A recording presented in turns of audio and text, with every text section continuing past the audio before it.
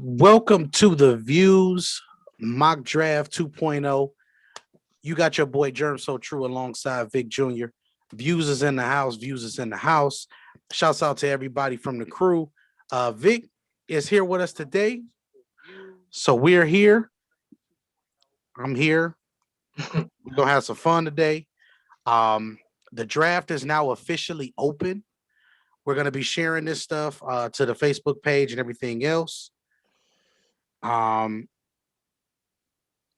is what it is, man. Vic, holla at the people, man, as we get ready, as we get everything set up. Yes, sir. Yes, sir. Yes, sir. We're about 4 days away. We got Sunday, Monday, Tuesday, Wednesday. About 3.5 days away from the draft. Doing these mock drafts are always fun. It gives everybody the opportunity to have to think about what these GMs are thinking about to a very small extent, but give you an idea of what it feels like to be under pressure, making some of these picks and moves and stuff like that. I don't know who has the first pick. Jacksonville does, and it's Dion. So we're going to be waiting on him. We're going to try to move this one along a little bit quicker this time, ladies and gentlemen. Have a little fun with it. I even offered some trades. So we're gonna do this thing. Let's do this.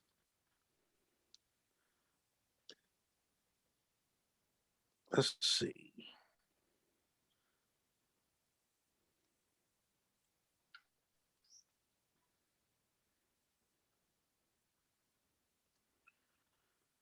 All right, so Dion's getting on. It's gonna be interesting to see what Dion think. He didn't have the first pick last week, right? He did have the same first pick last week, but what he didn't do is he didn't draft. Okay. They're asking if the live is up. Yep, live is up.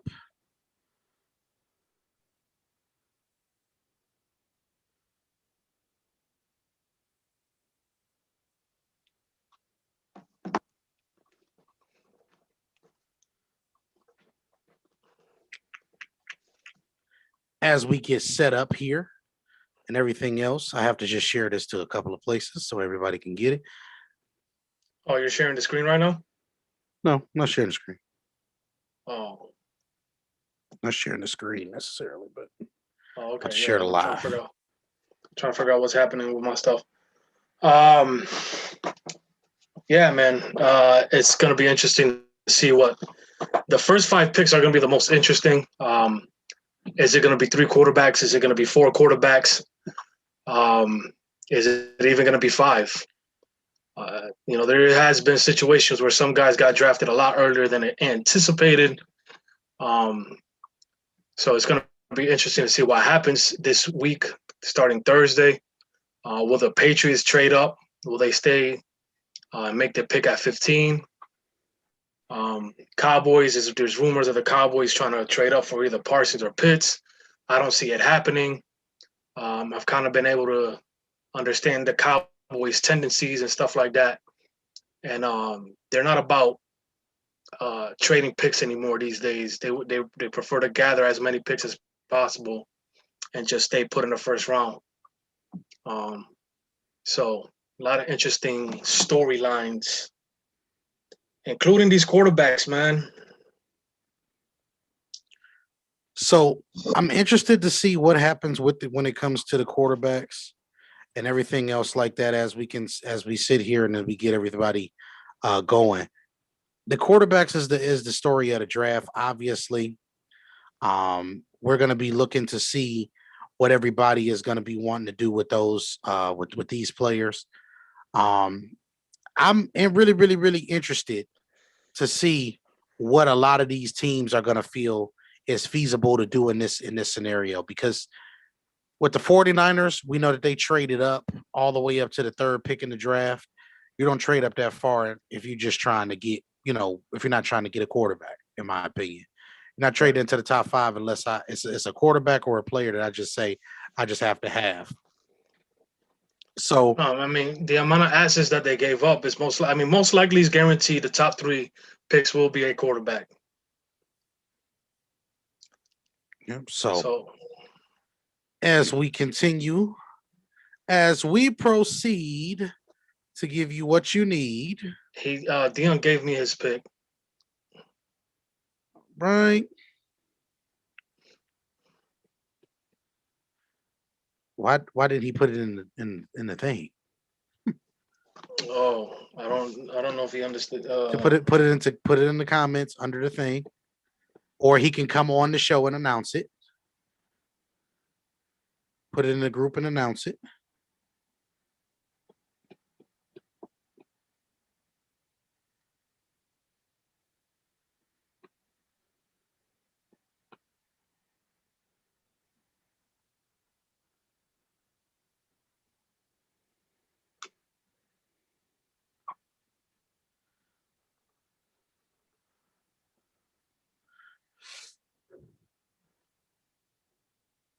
Oh, he picked Zach Wilson like I did last week.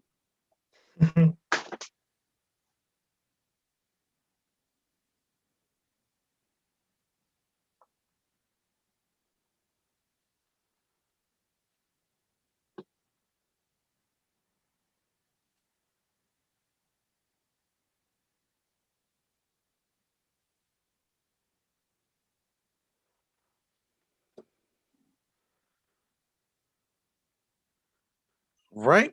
So with the first pick of the views from the 22 Petty Mock Draft 2.0, we got Zach Wilson, quarterback, BYU. Vic, I'm actually going to let you take it away and let you talk about this particular pick. Yeah, I mean, Zach Wilson, bro,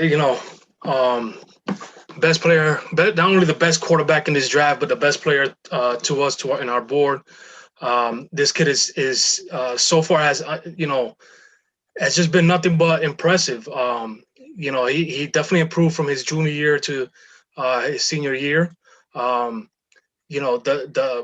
anywhere from the arm talent to the quick release, through his ability to set up his platform as quickly as possible with quick feet. There is an occasional situation where he will throw off platform, but that's okay when you have to extend some certain plays. You could tell he is very, very focused on, despite having the talent that he has, to be fundamentally sound as well. He will set his feet to make, especially those outside the number throws. He has made them so consistently. People talk about the defenses that he has gone against, or the competition. Listen, at the end of the day, he also doesn't have elite players on his side of the ball either. So, I want to see a quarterback that is fundamentally sound, that is accurate, that can make consistent throws up and down the field, especially outside the numbers. And to me, you'll be very successful in the NFL. And Zach Wilson, so far, I mean, he has a combination of a little bit of Pat Mahomes and Aaron Rodgers. But like I said, he actually cares about being fundamentally sound. So it's going to be interesting to see how that kid turns out. The chances of him going to either Jacksonville or the Jets, it's going to be big, because we obviously know how those teams are constructed, how those teams are organized and run by their front offices. But this is the kind of kid that I think can take over a franchise and definitely put them on the map. So, Vic, as we get ready for the Jets to pick here, because it looks like we're going to be picking for the Jets in this situation, as we move on from Jacksonville, what are some of the things that you look at for a team like the Jets moving forward? I mean, obviously, we've seen what Jacksonville has done here by picking Zach Wilson. What do you think here? Is quarterback the best thing for them to go? Obviously, they did just trade Sam Darnold, Right. and everything else like that. So, I mean, what are some of the things that you're thinking in this situation? Right. So, I mean, by the Jets doing that, it's obvious that they believe in either Zach Wilson or Trevor Lawrence. Most likely, when it comes down to it on Thursday, they will be picking Zach Wilson. But, obviously we'll get there. We'll see when we get there. They obviously believe in one of these two guys, one of these top three guys maybe. So they were comfortable enough to let go of Sam Darnold. They're going to definitely draft a quarterback. And if Zach Wilson happens to be the choice number one. I think they do go for Trevor Lawrence, despite some of the things that we have against Trevor, especially the accuracy and stuff like that.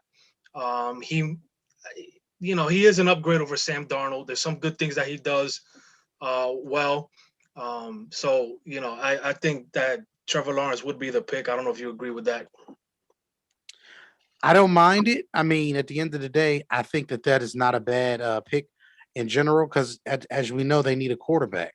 So with that pick, you can announce the Jets pick.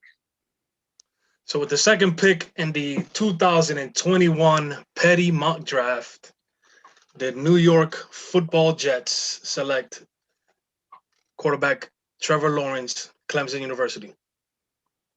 Okay. And what are some things that he could bring to this organization that they may not have seen?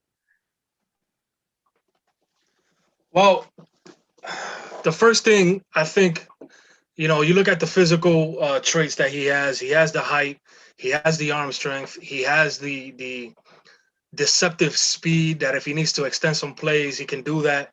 Clemson does have an offense where they use the quarterback sneaks, they use some quarterback rollouts and stuff like that. So I think that they'll definitely design a playbook or basically a game plan around that. So there is inconsistencies with his accuracy. Sometimes to the point where is he gonna develop as a better quarterback there? We will see.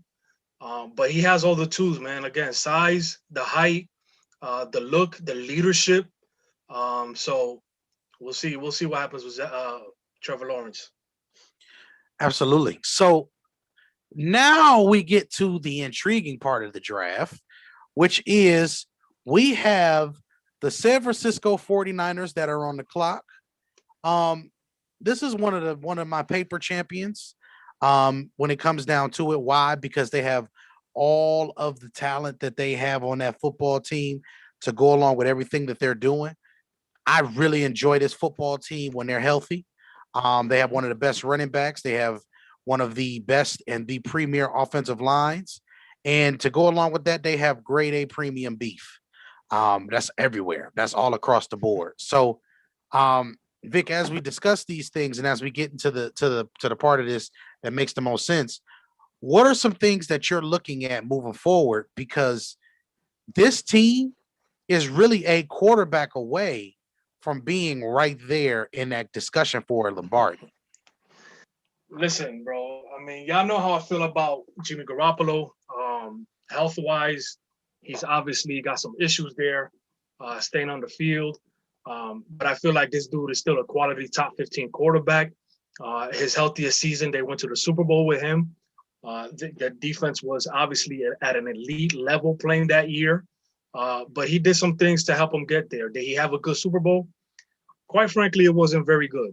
Could have been better.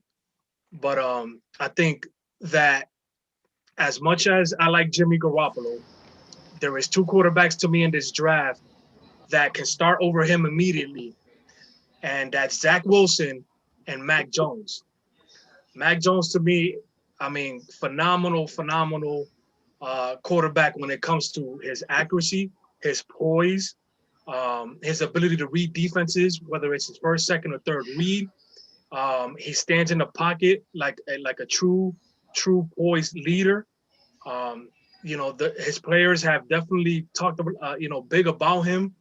I mean, there's so much good to say about Mac Jones, and I think it would be an outstanding pick for Kyle Shanahan and the 49ers to go on and grab Mac Jones. And like I said, I think that he'll be one of the two guys that'll definitely give Jimmy a run for the money to start 2021 immediately. As we welcome in a guest for the show, Trav, how you doing, my guy? Man, y'all know why I'm here. Y'all already know why I'm here, man. Mm-hmm. We the people gonna represent at 32, man. We the people, man. But I'm here to enjoy the show, see the picks. Again, y'all know why I'm here, man. Y'all see it. Y'all see Mm-hmm. it. So, Vic, Mac Jones or Justin Fields? Why not Justin Fields over Mac Jones? I just think that Justin Fields, again, this is another outstanding player. I honestly think he's a first round quarterback, but there is some inconsistencies when it comes to short and intermediate throws. If his first read is not available, which they always did a good job scheming his first read being available for him. If that's not available, you see some kind of, he kind of gets antsy and stuff like that. He kind of moves in the pocket a little bit more in terms of like his feet just being inconsistent, the platform that he sets up to pass. There's plays where Justin seems to understand what's happening when he's looking at the defense, and then there's plays where it seems like he's all over the place. So the inconsistencies there, it's what kind of scares me in terms of, who else would be available. So again, if Trevor Lawrence is available, if Zach Wilson is available, if Mac Jones is available, I think those guys should go ahead of Justin Fields based on the things that I've seen from them. Justin Fields' inconsistencies, I mean, to me, he has the lowest floor, meaning that it's a good chance that he might not have the most successful career out of the bunch. It's flat out, that's my opinion. Again, has an outstanding deep ball, but some of the inconsistencies, short, intermediate, are kind of scary. And that's where the NFL, that's what you live by in the NFL. How can you get, passes short and intermediate? Those are your high percentage throws. And can you consistently hit those throws, especially outside the number? And Justin Fields, at this stage of his career, just doesn't show that to me. So, with that being said, the actual pick is in for the 49ers. 49ers select quarterback Mac Jones, Alabama, from the Falcons. Falcons are now on, for the Falcons, they are now on the clock. Look, Mac Jones gives you the ability for you to be able to put this entire playbook in front of him, for you can kind of spoon feed it to him. You can get him right in there, and I think he can compete day one if you need him to.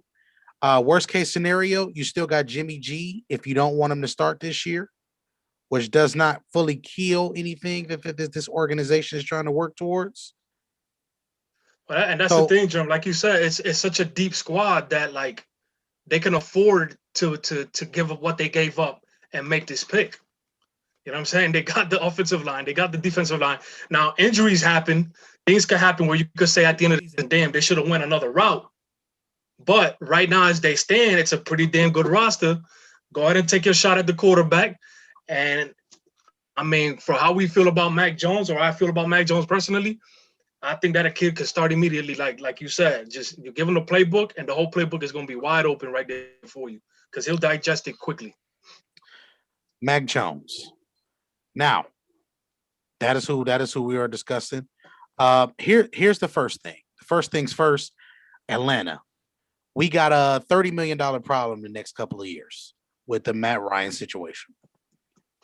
One thing that we can say is, do we want to be in a situation where we 110% commit to anything or anybody that we think is the franchise quarterback moving forward outside of Matt Ryan? Do you feel that Justin Fields is a franchise quarterback, and you feel like you can then say, hey, let's move on from Matt Ryan? Thing is, you can't cut him because you're investing too much money into him. You don't have the ability to cut him. What are the things that the Falcons can improve on in order for them to get to, let's just say, a respectable spot in an already very, very, very competitive division?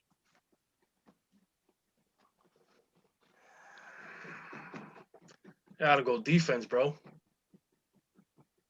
It has to be a defensive pick. Like you said, there's too much money already tied on Matt Ryan for 2 more years. Do they start drafting the kid now to develop him, or do you try to go for it for the next 2 years? And there's going to be a lot of quality players on the board right now, especially with the top 3 picks going quarterback. There's going to be a lot of quality players, especially Micah Parsons and Caleb Farley. And even J.C. Horn. I think J.C. Horn is an excellent cover corner. So I don't know. What you think, Trav? Check this out, Vic. That linebacker what's that, number 45? What's his name for Atlanta? Deion Jones. He's still there, correct? Yes. They just got rid of their next best defensive player. He's at Dallas. Is that The Neal? safety. Keanu Neal. They need somebody back there. Some secondary. They Some secondary, need yeah. secondary help because they are committed to having Matty Ice at quarterback. With the Right. money that they got, you see they committed. They ain't gonna change that. You know what? Keep them there for all I care. Keep them there. That makes that division a little bit more easier to get. But at the same time, that's just me personally. I don't care about him. He ain't it for me. Mm-hmm. One of the quarterbacks is gone already. Thank God he retired. But he's next. He's next. But in all seriousness, though, they need secondary help because dude there was covering a lot of ground for them. Yeah. Neil was covering a lot of ground. So yeah, and I'm Jerm. I don't know the corner that they have now escaping my mind. They do have a solid young corner. Tyrell. So if they can AJ Terrell, that was their first round pick last year. AJ Terrell. So he's showing a little bit of glimpses of being a solid corner. So they can add somebody to that because I mean at the end of the day, like you said, the Saints probably regress as a passing offense. Would you guys agree with that? At this stage, they probably regressed. If they don't do what they supposed to do, yes, they're going to regress. Right. So I mean, the only team you really got to pay attention to or be afraid of is Tampa Bay, and that passing attack. So can they go with the best corner available, or can they go with the best linebacker available and solidify that front seven? Because you still got Grady Jarrett. Grady Jarrett, you can argue, is their best player too on defense. So your interior, your mid, and your secondary. Yeah. Your interior, you got Grady Jarrett as your best interior. Your mid, which is the linebackers, that's your guy. But as far as what's the number 45, something like that. But that secondary need that Deion Jones, he's that dude. But in all seriousness, they need. You gotta see this man 2 times, possible 3, if you make it. So who do they pick? Vic, pick is you. Pick is on you. Oh, it's on us. Yes, pick is on you. I'm gonna let you pick this one because you didn't get a chance. You didn't get a chance to pick. You didn't get a chance to pick like some of the like you wanted to because you were driving, obviously. Yeah, we here at the scene promote safe driving. So we want you that type of thing. I mean, hey, listen. Before you go, I mean, do you go with like a Caleb Fairley? Well, here's the thing, Travis. That is his back really an issue at this stage? We don't know for sure. From what I'm understanding, he has a chance to start the season, being available, but we don't know for sure. So just to be safe, I'm gonna have to go with my board, and I'm gonna have to take Micah Parsons, the linebacker, 4th overall for the Atlanta Falcons. Yeah. Okay. I think now, you team him up with Deion Jones, you solidify yourself a pretty solid front seven right there, and at least help stop the run and cover some of because at the end of the day, as potent as Tampa Bay is, again, short and intermediate, it's a very, very important thing to execute for the offense. And if you got 2 linebackers that can cover like those 2 kids could, you have a chance to do good things on defense. Understand.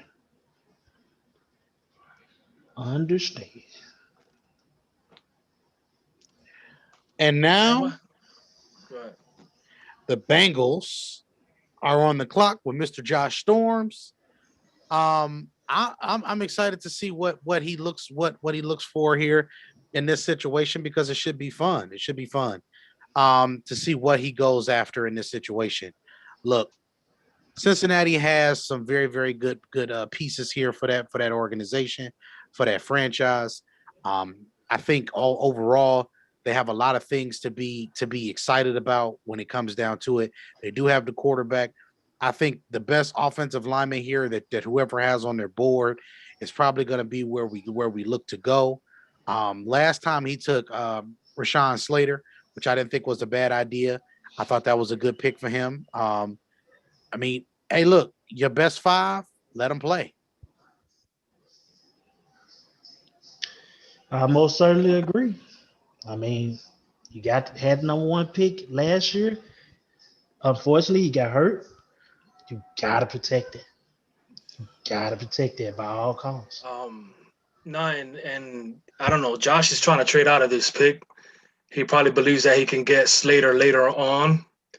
We'll see what happens. But yeah, no, for sure. Like either Slater or Sewell can definitely help solidify that front 5.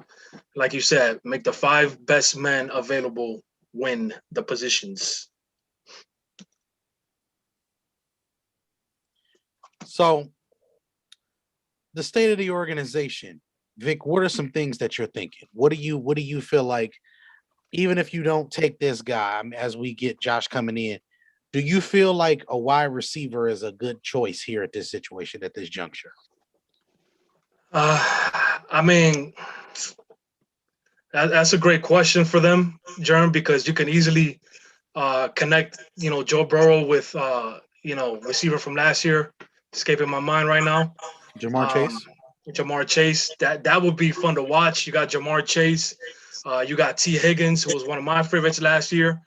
That would be an interesting thing, but like the protection, man, the beef, we talk about it. This is a situation right here. Will you be disciplined enough, Josh, and the rest of the Cincinnati contingency, GMs and everybody in the front office? Will you be disciplined enough to take the more important piece offensively than to take the guy that's gonna, be the flashy pick? You want to say? I mean, we just doing the same thing again. I feel you. Will they do the same thing? Will they do the same thing? I'm preparing nothing. Look, I ain't even shave. I knew I was getting on live. I don't care. Just a repeat. Will they do the same thing?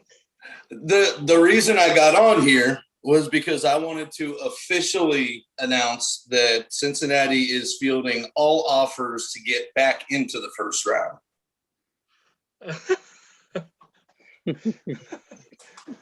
What is happening? We're not even gonna do the other rounds. So all y'all GMs, hit me up. I need your first round pick. All right, so what's the pick right now? Slater. Guard tackle Rashawn Slater from Northwestern. Yep. Nice pick. Vic, where's he gonna play? He's gonna start at guard, and he's gonna play a little bit of tackle too. And we're gonna find out. He and Jonah and Rife are all gonna shuffle in and out at guard and tackle. And we're gonna find out where everybody's most comfortable, and that's where they're gonna play. Right, and that's what the training camp, the mini camps and the training camp is gonna be for. See who your top 5 is, see where they fit the best, where they unite the best and can play together. If it becomes a situation where Slater's all of a sudden your left tackle and you got Jonah at left guard, then hey, so be it. Somebody's gonna have to take the hit. Obviously the tackles get paid more in the NFL, but hey, Jonah, play your butt off, and you might get the highest paid guard in the NFL if you have to. So, but like you said, Slater has the opportunity, has the ability to play both guard and both tackle spots. So, I mean, tremendous pick. My only concern with him is obviously the length. Pause. In terms of how long his arms are. Okay, so that's going to be the concern for me. But other than that, I mean, the kid has tremendous feet, fundamentally sound, strong lower body, gets out in space very well. If you're doing any gap schemes and stuff like that, so outstanding pick, bro. I'm personally, I'm really excited because the biggest thing for us, as always, on the offensive line is, we've already gotten rid of a lot of dead weight, but it's going to be health, because I know every team has injuries on the offensive line, but it seems like ours is always decimated the last few years. I think I'll have to double check this, but I think we had 9 players with double-digit snaps on the offensive line. That's outrageous. Mm-hmm. Or I mean triple-digit snaps. I'm sorry. Yeah, I mean, that's the thing. Like, just health-wise, man, can you stay healthy and keep your quarterback healthy? I mean, because that left guard spot was the spot that rush came from, where the guy just basically got thrown into his knees. So let's solidify that left side, please. Yeah. I am in touch currently, real quick, just so y'all know, I'm in touch with the Dolphins who are now on the clock. Storms, you can continue, and everything else like that. We'll go from there. Yeah, he's giving you the reins for the show, bro. Go ahead. But so what are you looking for them possibly in the second round? Because you still might have some depth offensive line wise that'll be available. The tight ends, the more not obviously not Kyle Pitts, but when you talk about the second and third guys available are gonna start coming up. I don't know. What are the options for Cincinnati? Because I mean, quite frankly, man, that roster is not bad at all. I mean, those kids behind you right now, that's an outstanding 7 players right there on their own fact. So. Oh yeah, no, I think so. My plan is like if I could get back in the 20s, whether I did or not, what I think Cincinnati should do in the real draft.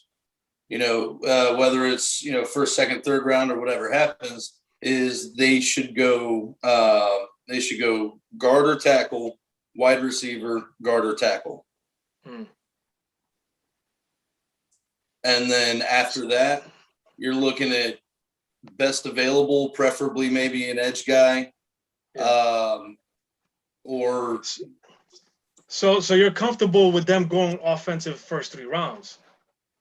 Yeah. Fair enough. Yeah, I am. I think pick is in. What's that? Pick is in. So go ahead. I'll let you finish and then just know everybody know the pick is in. Okay. I think maybe a mid to late round edge rusher and or another linebacker would make our defense really solid. Assuming you don't whiff on it, obviously. Fair enough. With the 6th pick in the draft, the Miami Dolphins select Kyle Pitts, Florida. Look, let me tell you something. This is the best pick, in my opinion, for the team. Don't pick a wide receiver, pick a tight end, because you already can get more wide receivers in the second round. You're already picking with house money. You have nothing to lose. You put the best tight end in this class with Gesicki. You still got Parker. You still got all of these little young speed guys around you. And now you got yourself 2 guys in the red zone that people are going to have to worry about. You need a wide receiver, just move him outside. Mm-hmm. No, I mean, Kyle Pitts is a kind of dude that you can put him in line and flank him out wide. Germ, but that means so you're okay with them picking. So you're basically okay with them picking Pitts over Jamar Chase. Yes, because this tight end is different. This is a tight end that gives you Gronkowski type of things that he can do, but also he gives you the quick twitch ability of a big receiver like a DeAndre Hopkins. So you get the best of both worlds in this situation for a quarterback that we don't believe we're sold on that could use the intermediate threat. So now we're not just going and focusing on one thing. Jamar Chase would be perfect, but the problem is Kyle Pitts would just be better fit for this team. Yeah, so you get all that along with the widest wingspan I think ever recorded or in the last like 20 years on a tight end. And he needs a wingspan. He needs a wingspan. Because Tua could be a little too high, a little too short. A quarterback, his friend is a tight end. It's a running back or a tight end. Good, but mainly a tight end. Yes, this is a good pick. This is a very good pick. This may be a better pick than we seen last week. It just gives you the different dynamic. It gives you another dimension. Because Again, you can load up on the wide receivers all you want, and yes, Jamar Chase is one of them dudes like this. But for a need and a want to be accomplished, this is a Florida dude that I don't care about. But dude is that good. Dude is that good, man. That's a nice pick. I just see what the thing is. I have concerns with at what level can he be a blocker, Germ? I don't think he's a plus blocker at this stage in his career. Can he get there? Maybe. But this is a kid. The beautiful thing. Go ahead. I'm gonna let you finish first. Go ahead. I mean, no, this is a kid that he does everything well, except can he be an inline blocker? Can he help you dominate in the run game as well? And those things concern me when it comes to picking him, especially when you already have a tight end that's a more of a receiving threat than a blocking threat. See, here's the problem with this whole situation. We got to call it what it is when it comes down to this. It's hard to say that you don't want another athlete on your offense that gives you so much flexibility. He can line up in so many different places. That's a very, very important thing here as we go along with this. So as we have the Lions on the clock here, I believe Jorge is here to pick for the Lions as well. With everything being said, man, I'm gonna be honest with you. I don't think you go wrong with picking a guy, even though you say he's not a plus blocker with a tight end. Here's the beautiful things. Let's just be honest. Would you rather have what's going to translate better to wins? A receiver or a tight end? To me, a tight end. We discussed this before, and a tight and end that's that why can do everything well. Yeah, but that's the thing. If he becomes the blocker that I don't know his upside shows, because there's plays where he is blocking well, and then there's plays where he looks like he doesn't even want to block. But again, that also becomes with the identity of the football team. In fairness, Florida didn't have an identity last year. Me and you were watching the game like, what is this? Yeah. I mean, the structure and that type of thing is a bad thing in general. So, I mean, I think there's a lot of things, there's a lot of things that have, that are going against this organization right now. And I just think that he will be a positive in the right direction. So right now, as we speak, we're getting ready for the Lions here to be picking here in a second. So far, we have had Zach Wilson. On top of us having Zach Wilson, Trevor Lawrence went to the Jets. 49ers select Mac Jones. Falcons select Micah Parsons. Bengals took Rashawn Slater, and the Dolphins took Kyle Pitts. So those are the players that have currently went on the board. Jorge, bro, how are you feeling, man? How you doing? I'm good. Yeah, like Lynch used to say, y'all already know why I'm here. Paying my dues to the views, so I don't get fined. What's up, fellas? How's everything? Y'all good? Good over here, fella. Good. I know your Giants are picking 11, is it? So hopefully you don't, damage the Detroit Lions on the way just to get what you want at 11. Oh, man. Man, this is boy. That Kyle Pitts. That's a special dude, man. Yes, he's special, but that can change the dynamic of a lot of teams. Yeah. And if I think he goes to where I think he's going to, that team's gonna look a lot more attractive. It's gonna be a lot more attractive. It depends on Detroit. It depends on Detroit.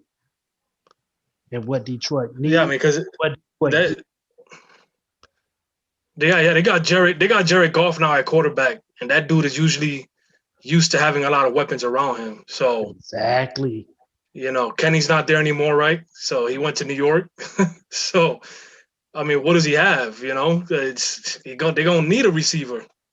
Now, here's what makes this all like really, really fun, right? So the best available player currently right now is Sewell from Oregon, the left tackle. Now, in the beautiful part about this is I am not going to lie. Detroit is in a situation where they could use either or. I'm not going to be against either pick. I don't think that you go wrong here by taking, as we see on the Views 2022 board here, which I can share so I can let people see. I don't think you can go wrong here as Detroit by taking any one of these guys. Well, of course, we have the left tackle. We have, of course, we got the cornerback here. That's another left tackle prospect, and then you have another corner. Like we got guys here. Now, Vic, here's where it gets interesting. Do we say we believe in Jeff Okudah, and do we find a guy to pair him with, or do we continue to build in the trenches, knowing that we have Kerryon Johnson, knowing that we can run the football and be a very, very good running football team against the likes of some of these other teams? Bro, this is a spot where, again, like you said, best player available. They can use the beef. They can use a receiver, like I said. Farley, I mean, you already used a top 5 pick or a top 10 pick on Okudah last year. Do you want to go that route again? I don't think they will, especially with the questions Farley has in terms of his health. So I think that they should go either receiver or get some beef up front and help Goff. I mean, because Goff is going to need a lot of help. I don't think that's the future, and I think they understand that right now too. If you're going to be smart here, you know what you do? You come right back and you just take the best player available. Who's the best player available? It's the tackle. The tackle gives you the left tackle of the future, and now you can solidify Jared Goff's blind side. That helps your offense immediately. Yes, it does. So Jorge, we got a curveball. So I was gonna do what I think is right, but I'm gonna go the way Detroit always botches the draft. And I'm just gonna go with what I think they're gonna do. They're gonna go wide receiver Jamar Chase, LSU. Woo. All right. So I don't think that this is one of them situations where it's necessarily the right thing or the wrong thing. Here's the part of this that makes this interesting. He actually could be the guy that gives them a number 1 receiver, and then he gets an opportunity to be able to work with Jared Goff in the short and intermediate areas, but he gives Jared Goff an on-target, on-time player that he can go to that can get some big yards down the field if he gets them the ball in the right situations. And he's around that Cooper Kupp, Robert Woods, mold. Yes, shorter, smaller guy, but he's more explosive than those guys. So he basically gives him maybe a tad bit more interesting version of Brandon Cooks. I can't say I don't like it though. Vic, go ahead.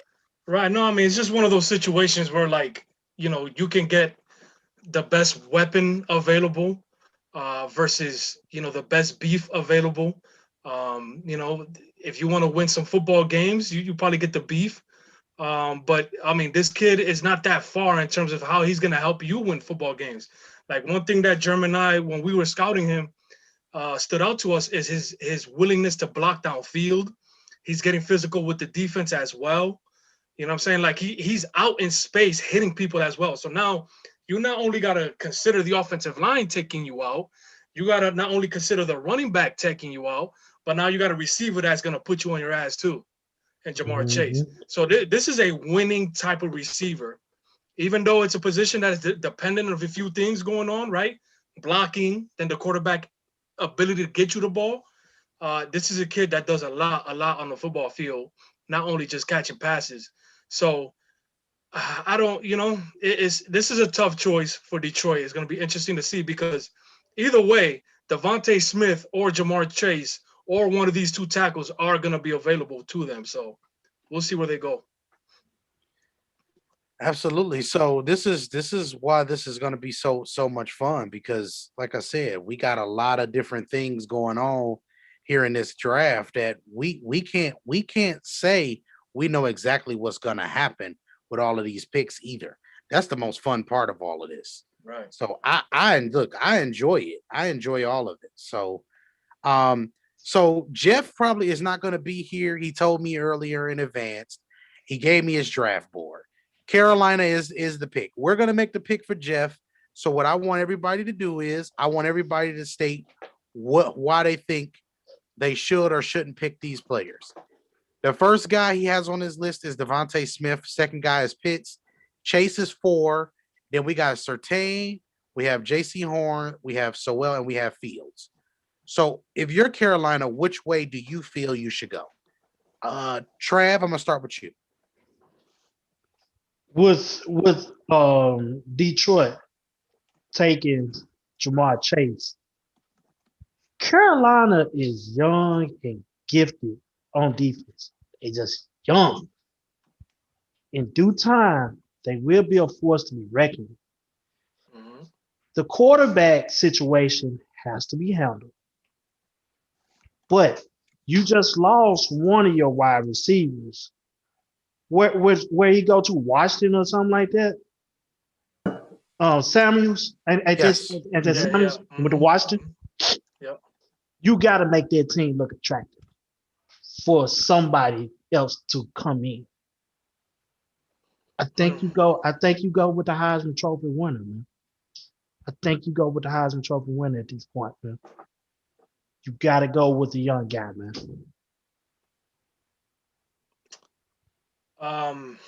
My turn. Sure. Yep. Mm-hmm.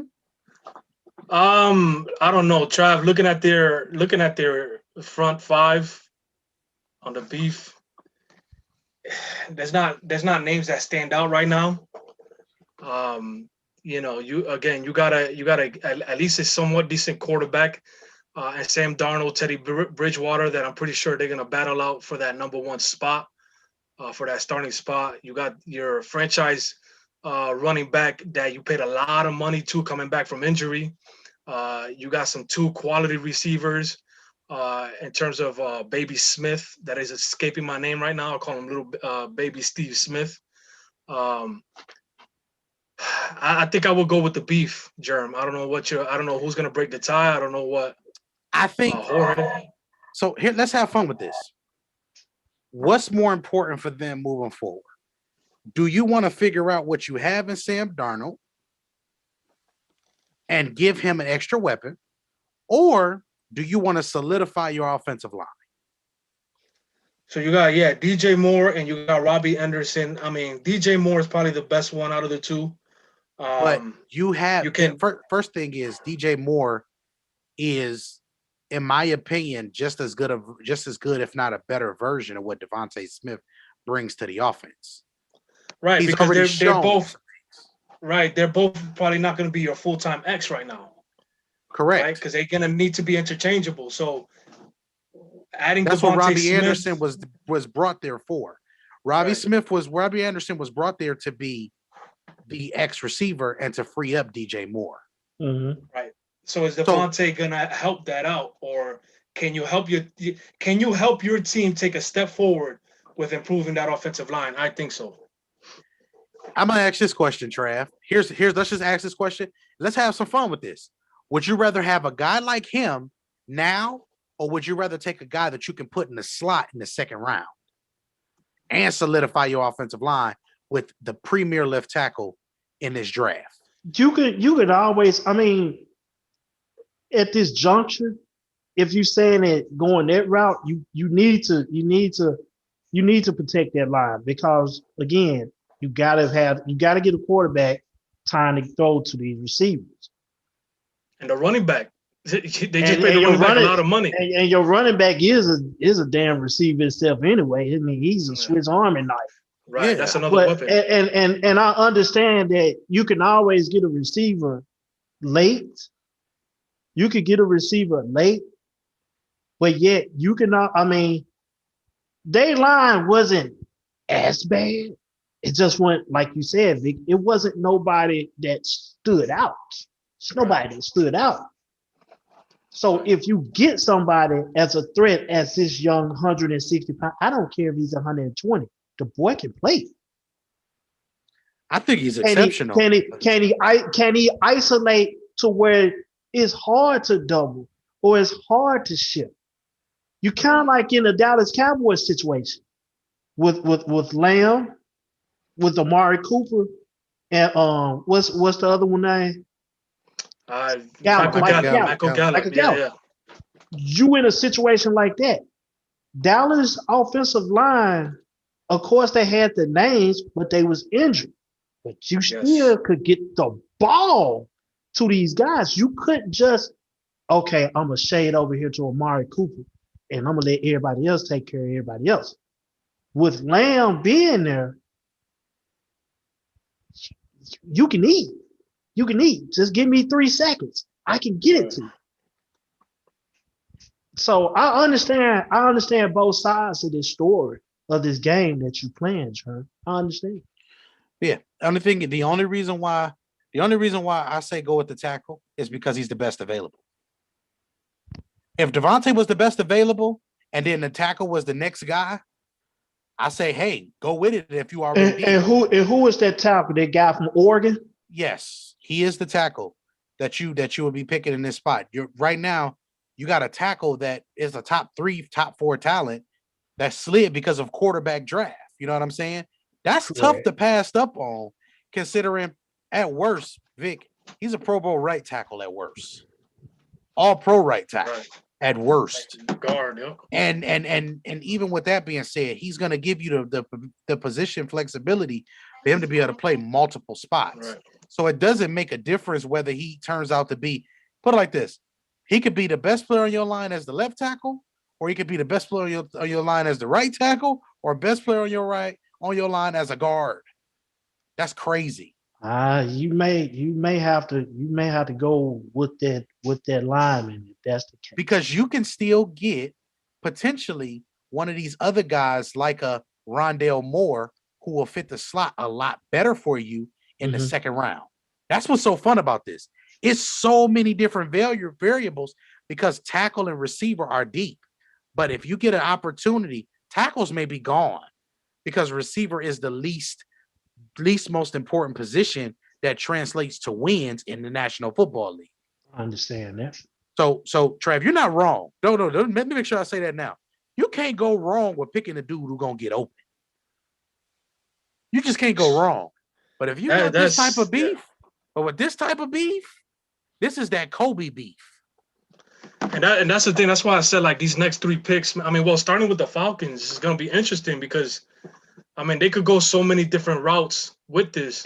Will Sewell drop down to 8 to 9 or 10 like he dropped for our last draft last Sunday for the Cowboys. Well, he didn't drop that far because he's right there. He's right there now. He just got picked.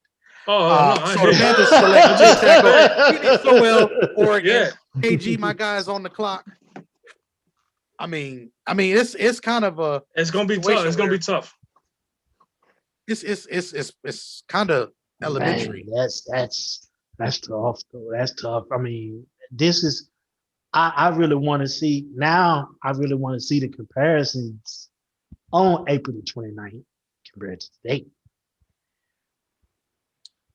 Hey man, I like what you're saying right here. When you jump on the live, we're gonna talk more about this. So I want you to keep that same. I want you to actually come on the live whenever you want to. My guy, who's that? Just Franklin. I want him to come on the live whenever. I want you to come on whenever you want. You can come on now if you want to. It doesn't make a difference, and we can have this discussion as we go through some of these picks. But look, Dallas is in a situation where they don't need to be worried about offense. Dallas needs to be worried about that defense. Man, like what you say? Especially now with Sewell gone. What you say? It's not very much else that we can really focus on when it comes to that. And no problem. We were going to continue. No problem, bro.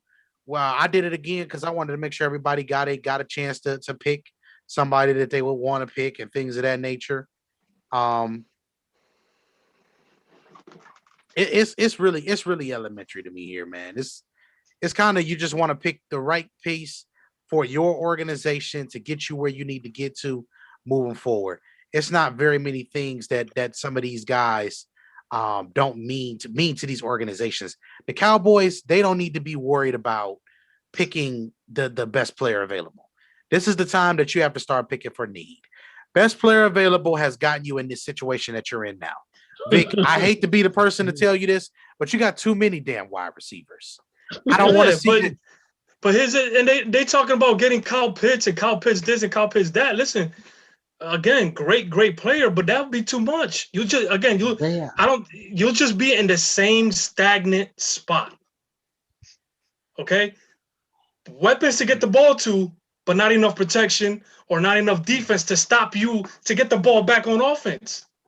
So there's only one ball. There's only one ball. They receiving core is kind of one of the best in the league.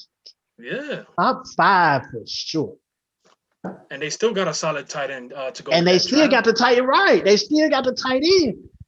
The offensive weapons for Dallas isn't no problem at all. The thing about their offensive weapons is health.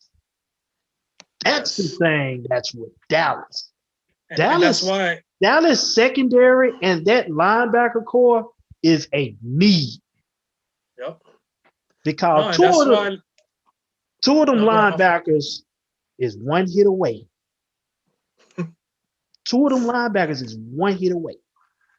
Listen, try and that's not the only thing, bro. Like the honest opinion about those kids, again, solid players, but they're not elite. They're not elite linebackers. Period. They get a lot of tackles. They could get over 100 tackles if they play a full season, but those tackles are like 4, 5, 6 yards into the gain already.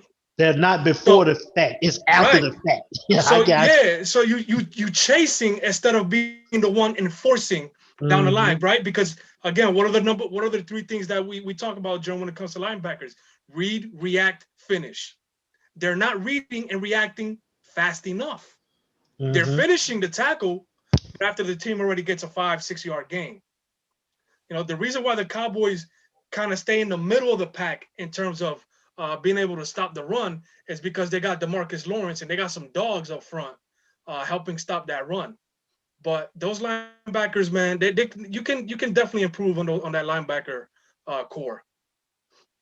So we're all in agreement that the Cowboys really don't need offense; they need defense more than anything else. Last week I picked Sewell, and the guys, shout out to Jeff and Jerry.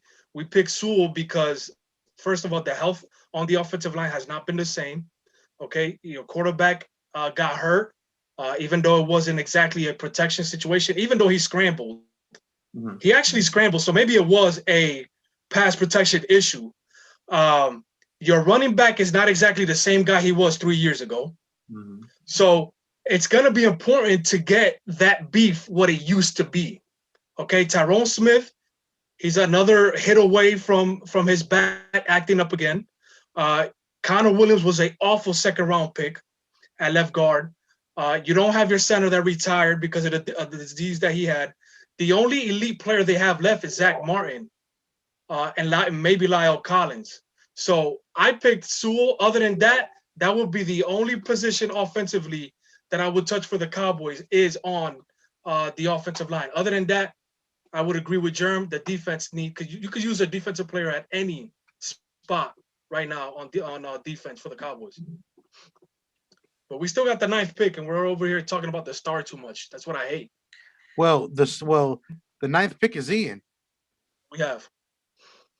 Actually, the Denver Broncos select Jermaine Davis, linebacker, Kentucky.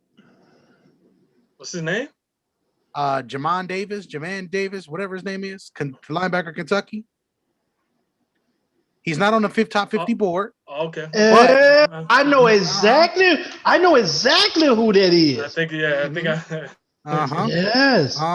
That's that's called research. Yeah, I'm not mad at that pick. Dude is good. I'm not mad at that. I'm not Dude mad at that pick. Good. I thought he was a little bit more raw than the other guys on the board, and that's really it. But the talent is definitely there. Vic, you know who this player is. We talked about him. Yeah, no, I mean, is that the kid that was like what, 6? Was it 6'4"? That's Javril Cox from LSU. Javril Cox from LSU is the one that's 6'4". Okay, so this kid, I don't know. You got to refresh my memory because I remember the kid. Kentucky kid is the one that has some of it. Was one of the ones that has the good range. He's pretty athletic. He's explosive to the ball. Those type of things. He has to work on some things with some hand technique, some blocking, things like that. And he's the one he's the one that you would like to be more of a pass rusher than going out in coverage. I think we talked about. No, he can do a little bit of everything. What we can do is we'll go over him again. What I want people to understand about a player like him as we get ready for Dallas, who's contingency. Let's see if we can get Big Jeff on the live with us. I sent him the link. Let's see if we can get my guy Jeff to jump on. And he said that he's not available to jump online, but he can make a pick on the YouTube chat. Okay, cool. Go ahead, Jeff. You can make the pick. Whoever you want, we'll let you do the Dallas pick. No problem. All of the corners are available, so you pick whichever one you feel is the best. Because yes, that's what it was. Yeah, that guy from Kentucky. I gotta refresh my memory on that one. I done seen a couple of highlights and things on him. Dude get after it. He gets after it from both sides of the field. He gets after both sides of the field. I would not compare Dallas's wide receivers to KC's only because Dallas wide receivers are all 6 foot and taller with just very, very good lateral and short area quickness, while KC's guys are majority under 6 feet and they're very, very, very quick, fast, and all those other things. Right. Let's see. So that's a good question though. But yeah, man. Dallas wide receivers still top 5 in the NFL. Well, their receiving core is one of the best. That's one of the best. Yeah, I mean, we'll see now. Right, we'll see now with Dak hopefully staying healthy for 16 games. How potent that offense can be.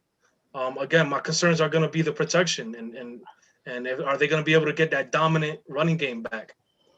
Well, do understand, like, as Dallas, before Dak got hurt, the issue wasn't putting points on the board, and he was putting points on the board, throwing that ball. Y'all seen the catch that Lamb showed, why he was one of the top picks in the draft. You see why Amari Cooper was Amari Cooper, and y'all seen how Gallup was basically a rising star out of nowhere. Y'all seen it. The problem ain't, again, that's why you go defense with Dallas. Because the offense ain't an issue. The offense ain't an issue. And they got what's that tight end name? What was it, 86, 85 or something like that? They got Blake Jarwin and Dalton Schultz. Solid enough. Yes, they solid, dude. They can catch. They can catch. They ain't no Jason Witten in his prime, but they're good. Right. They're good. So I mean, bro, defensively, defensively they got a bunch of B players. DeMarcus Lawrence might be the only elite player, based on the fact that like he's an outstanding run stopper on the strong side defensive end, and he'll give you a threat as a pass rusher. That's for sure. So DeMarcus is probably the only A player on defense now, because listen, Cowboy fans hate it, but he is. Those two, but those two linebackers, man, very questionable. Very questionable. All right, now as we get ready here to make our next pick here, what You we say he's gonna send have, it to you. he sent it to me. Okay. The next pick, the next guys to be picking on the list is going to be New York. So just get ready for those guys as we go. But the pick is in. The with the 10th pick of the Petty Mock Draft, Dallas select cornerback J.C. Horn, South Carolina. I mean, you shot Diggs now becomes your second best corner. You can now put this kid on one side. Now we got two fives on the side. Man. It's time to go. I'm ready for all of you. Y'all got the yeah. It's that time.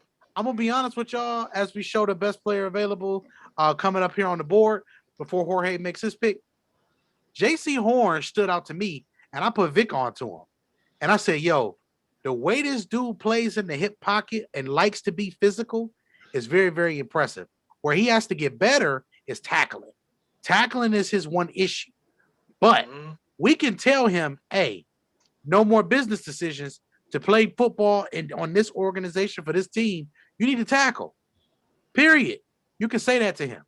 But everything else, I don't really have many problems with it, with his feet and coverage. I think he likes to play football. I think he just generally likes to create chaos and havoc, and I'm here for it. Vic. Yeah, I mean, this kid, bro, sticky coverage. Like Germ said, hip to hip with a lot of the receivers. He's got the length, he's got the height, he's got the speed, the quickness of the feet, but most important, the fluidity that he has in his hips is outstanding. He's able to turn his hips and run with quite frankly, any receiver, whether they're a speed receiver, quick twitch receiver, physical receiver. This kid has the ability to play the number one cornerback for you against your number one receiver on the opposite side. That's what J.C. Horn is going to be able to provide. We love Caleb Farley as well. We think that's another elite corner, but J.C. Horn can easily be 1B if you want it to say it like that. I'm excited for that pick to see where he goes, and if the Cowboys can get their hands on him, which from what I'm hearing, they're taking a long look at. Would be an outstanding pick for that defense. Again, cutting one side of the field from a cornerback standpoint would be excellent for any football team. As we take a look at the views from the 22 big board that is left over, best player available right now currently is Caleb Farley here on the board. I do think, some teams may drop him because of the back issues. I can't drop him necessarily because I think this is a draft in which we're talking about just talent. I'm not going to drop you because you're injured or because you got hurt or something. Based on talent, he's a top 5 player. I'm willing to argue it, and I can show the film to talk about it. I don't argue with folks. Look, if you want to be a buster, you go ahead, you be a buster, but it just won't be me arguing with you. That's all I can say. Yep. Buster, cuz. Now, with that being said, Jorge, I want to know what you thinking. How are you feeling? If you have any questions, we're here to help. Nah, I'm good. I mean, as far as the Giants go, we lost Tomlinson to the Vikings, which is going to leave a huge hole as far as rotating with Williams. Now, I was thinking as far as that goes, we need an edge rusher because we don't have nobody on the edge besides Williams. Our cornerbacks were okay. Bradbury played lights out last year. I think we're going to be good there. We also got Holmes on the other side. Safety, we're good. We got McKinney that we drafted from safety for safety for Alabama last year, and then we also have Jabril Peppers. Jabril Peppers, yeah. So we're set there. On offense, we just got a number one wide receiver, Galladay, that we signed from Detroit. So we're good there. I was thinking of, right here, who's available at number 8, Devonta Smith from Bama, to pair him across from Galladay. Oh, so you're giving up. So you're giving up on the. Okay, so Sterling Shepard is now exclusively in the slot. Yep. And Slayton is now going to be a rotational guy. Well, sir. This is what we're here for. We are here for it. So now we have the New York Giants selecting Devonta Smith. Listen, so I just want to say this, Jorge. What made you say Devonta is my pick here? More than anything, the line is developing. I think the line where we're at right now, we're okay. Few years back, I would have gone with a lineman, no doubt about it. But I think from what I saw this year, we're getting better, and just keep them together so they can continue to get better. Jones hasn't really had a number wide receiver since he entered the league, and neither did Eli when he left. So with us getting Galladay is huge. So why don't we just pair him somebody across from him instead of putting Shepard at 2 and just leave him exclusively in the slot and have him have 4 viable weapons and 5 really if you count Barkley out of the backfield, but 4 weapons where you can have Shepard, you can have Galladay, Devonta Smith, who I just drafted, and also Ingram out of the tight end. I don't know if that was a shot at Odell Beckham there when he said that Eli didn't have a number 1 receiver. Well, I mean, okay, but exclude all the antics and everything. You know what I mean? Yeah. No, I mean, bro, that's actually a very interesting pick right there. It could happen. It could possibly happen that Devonta, even Jamar Chase could fall to 11. I wouldn't rule it out at all. Last year we thought Lamb and the other kid from Alabama, escaping my mind right now, should have been top 10 picks. I know you're talking about Jerry Jeudy. So, I mean, hey, they fell back as well. So this is very possible. And I like your thinking on it because now you have your X receiver, okay, which is those guys are rare. You can put them on the line of scrimmage, fight with the strongest cornerback on the opposing team. You already have that in Galladay. Now you got Slayton, you got Shepard, and you got Devonta Smith that can play offline, that can go in motion. I mean, hey, Daniel Jones won't have any excuses when it comes to the weapons he has around him. Now, the pass protection is going to be a whole other story, obviously, but that would be an outstanding package for him to work with and the rest of that whole New York football team. Dude, question: where did Slayton come from last year? Because that's a solid player. He came out of nowhere and he balled. He had a pretty good year for him to just come out of nowhere like that. Yes, solid. So now we got the Philadelphia Eagles. They are on the clock. All right. Next up on deck, we got the Chargers, we got the Vikings, and we have the New England Patriots. So that's going to be where we are. Hey, man, Philly, corner or best available player, whatever we want to call it. I'm just going to be honest with y'all. I'm going to make this real simple. We ain't about to stay too long. Philly just need to take the best player available and continue to build their organization. One player at a time, one pick at a time. I'm going to tell you who they're going to pick right now. They're taking Caleb Farley, cornerback, Virginia Tech, right now because that is the best player available. It solves a need of giving them a corner. It also gives them another guy that they can continue to build around, but also you don't have to rush him on the field. You can allow him to be as bad as he's going to be, or you can be as bad as you want to be, and you don't have to worry about it. Because you know why? Because you wasn't expecting to win nothing anyway. You know, when was that they won Super Bowl? Was it 17, 18, something like that? 17, yeah. 17. Well, 17 going on 18. 17 going on 18. Yeah. And Jason Kelce was dressed up as, what was that he was dressed up as? I don't know when he made this speech. But whatever God that he was going to, that's what Philly need. They need that God. They need that much help. Because for one, you put your blame on a dude that they got traded to Indianapolis. You put the blame on him first. Then you threw away a game. You intentionally threw away a game. And it's like like you said, Jern, they can only in this situation they can only move up now. From being on top of the mountaintop 4 years ago to now being on the bottom, you just got to pick the best thing available and hope for the best from there. Now we ain't saying that they ain't gonna be super slow, but they got a chance to surprise some people. They got a chance to surprise some people and get in their corner.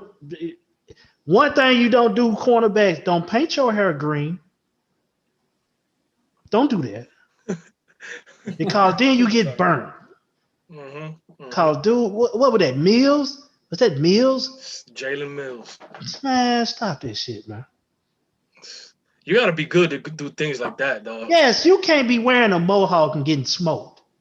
You can't be turning your head. Hey, what I'm saying, Vic, if you're going to have a unique haircut, you need to have some unique good ability. Football skills, yeah. Football. This is all sports. If you're going to paint your hair, you better be good. If you're the type of dude that got to wear one sock high and one sock low, you can't be slow. You cannot be slow. If you're going to be unique, you better be unique and special.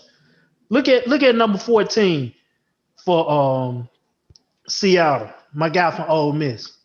Metcalf. Yeah. That's a good. He turned his hair green, purple, pink. Oh, he bald. He got the all haircuts with the lines, the earrings. He got the chains, but he bald. And he was beating people with a pacifier in his mouth. So if you're gonna be unique, you can't be slow. Not only that, what he said on that show with Chad Johnson and them. He said he's the best receiver. I'm the best receiver in the league. And he said he's the best receiver in the league. But if you can bag it up with the mohawk and the colors and the tattoos and all that stuff, if you gonna be like that, you gotta be like that. Yeah, because you're making yourself stand out on the football field. You know people are gonna come after you. If you're making yourself stand out, exactly, they're gonna come after you. It's like wearing that bright crossing guard yellow joint. Everybody see you, so you better make an impression. So we have a trade that we will be announcing here coming up for a couple minutes.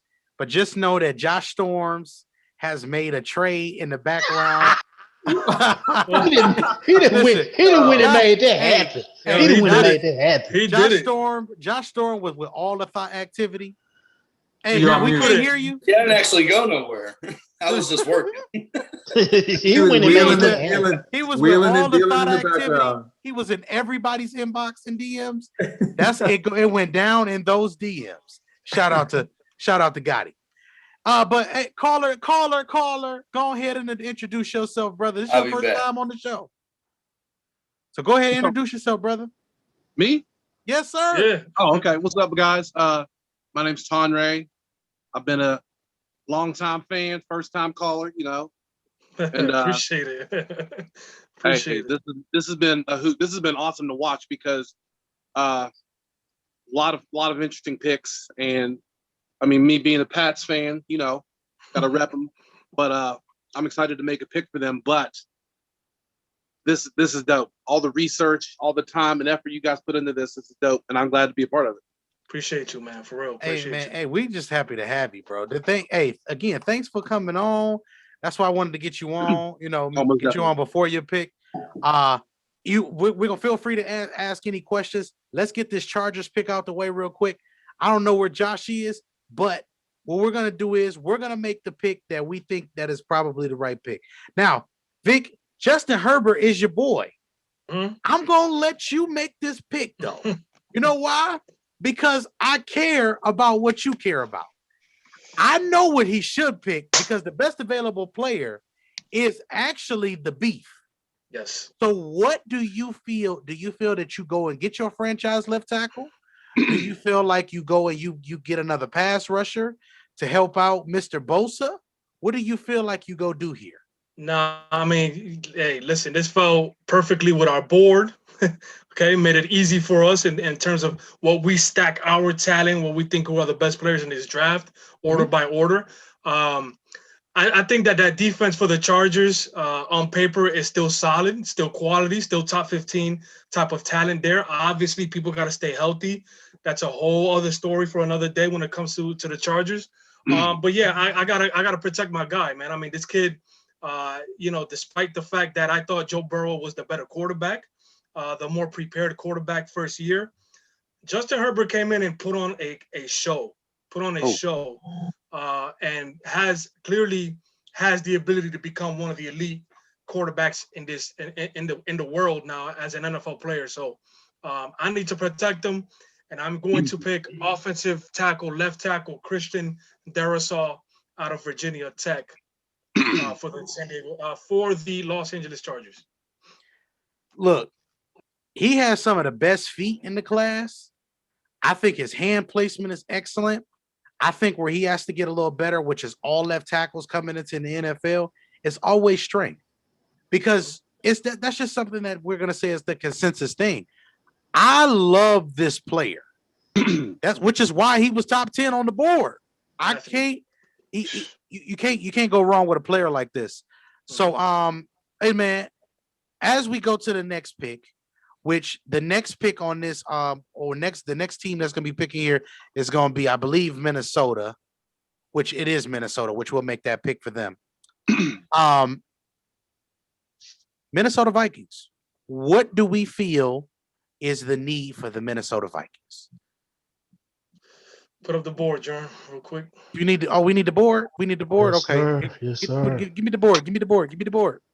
Hold on one second. The Vikings are another team that can go with best player available. Best player. Oh yeah, I agree there. Yeah, they got a solid offense. You got elite players, like we talked about on the show a couple of days ago. You got elite players at receiver. You got an elite running back. You got a quarterback that is kind of fringe elite-ish. And then you got an offensive line that is full of athletes. They're not dominant, but they can get out in space and they can create some holes in certain ways. So that offense, not too much holes to fill in per se. But again, best player available could go both offensive line or on the defensive Real quick side question. of the ball. And just yes, sir. Who's number 2 behind Jefferson at wide receiver? They have like a plethora of guys that they just kind of use in rotation. To be honest, I'm not going to act like I even remember who it is right now. I think I know who it is. It's a guy. He's from Ole Miss. Also, he's an Ole Miss. I can't think of his name, but he used to play. Was it Treadway? Treadwell. Treadwell. Yeah. I think he's gone. He's gone. He's gone already. Yeah. So that I might thought be he was something to there. look at. Yeah, I mean, because you got Chad Beebe and you got Chad Beebe. Olabasi Johnson. Those kids are like, and KJ Osborne, who they just drafted. Those kids are like guys that you could just add in and out of the rotation. I don't know, Tom Ray, if you're making an argument for a receiver here, I wouldn't disagree with you there either. I wouldn't make an argument. Best player I'd say available. More of a suggestion because I know that behind Jefferson, I don't remember ever really hearing about anybody. Right. So what are you saying? Like Elijah Moore maybe in the slot for them would be a nice spot. Who is that tight end that they got that Irv Smith. He came out of nowhere for them. Oh yeah, he blindsided me. He's not a guy that necessarily blindsided me because Irv was the second best tight end we had seen in Alabama. Because of course there was OJ, which I know everybody here knows OJ. Mm-hmm. And we ain't talk about the glove. But the point is, I think the key here is Irv could do everything. He just wasn't as gifted as OJ. And then now you put him with this offense where he's like the third option and he's a mismatch. Right. He can do everything. And then not only that, he's physical. These Alabama tight ends really block. Like they really block. They blocking better than some of the linemen. Oh, for sure. Yeah. So man, look, I'm here for this. I do not think Tyree, I think that's a great thing. Let me Man, play devil's advocate and have some fun. they love that SEC talent over there They really do. at They really Minnesota. do. And then you just bring Pat Pete too. Yeah. Let me ask y'all a question. People that don't really watch football like that. As we think of the Minnesota Vikings, we have Kirk Cousins, the quarterback, and we want him to take that next step to be that quarterback to take over games. Are we not? Are we right? And Right. what if you were drafting for the Vikings, and this is for Germ and Victor, what do you think is that one position that they need to take them to that next level of teams, playoff caliber teams, and to make the playoffs consistently? What do you think would be the pick here? That's a great question, bro, because it's like you look at Minnesota's squad, like I said, there's chances for elite talent, especially on the offensive line. I mean, on the offensive side, and it's like they fall short. Mm-hmm. The defense ends up. That's exactly why I asked. Because the defense ends up disappointing in certain games. Then there's another game where the offense is not finding consistency. So is that a coaching issue? Is that a quarterback issue not being consistent enough? It's tough to say. It's not one of those things where like, oh, we got to get rid of this guy.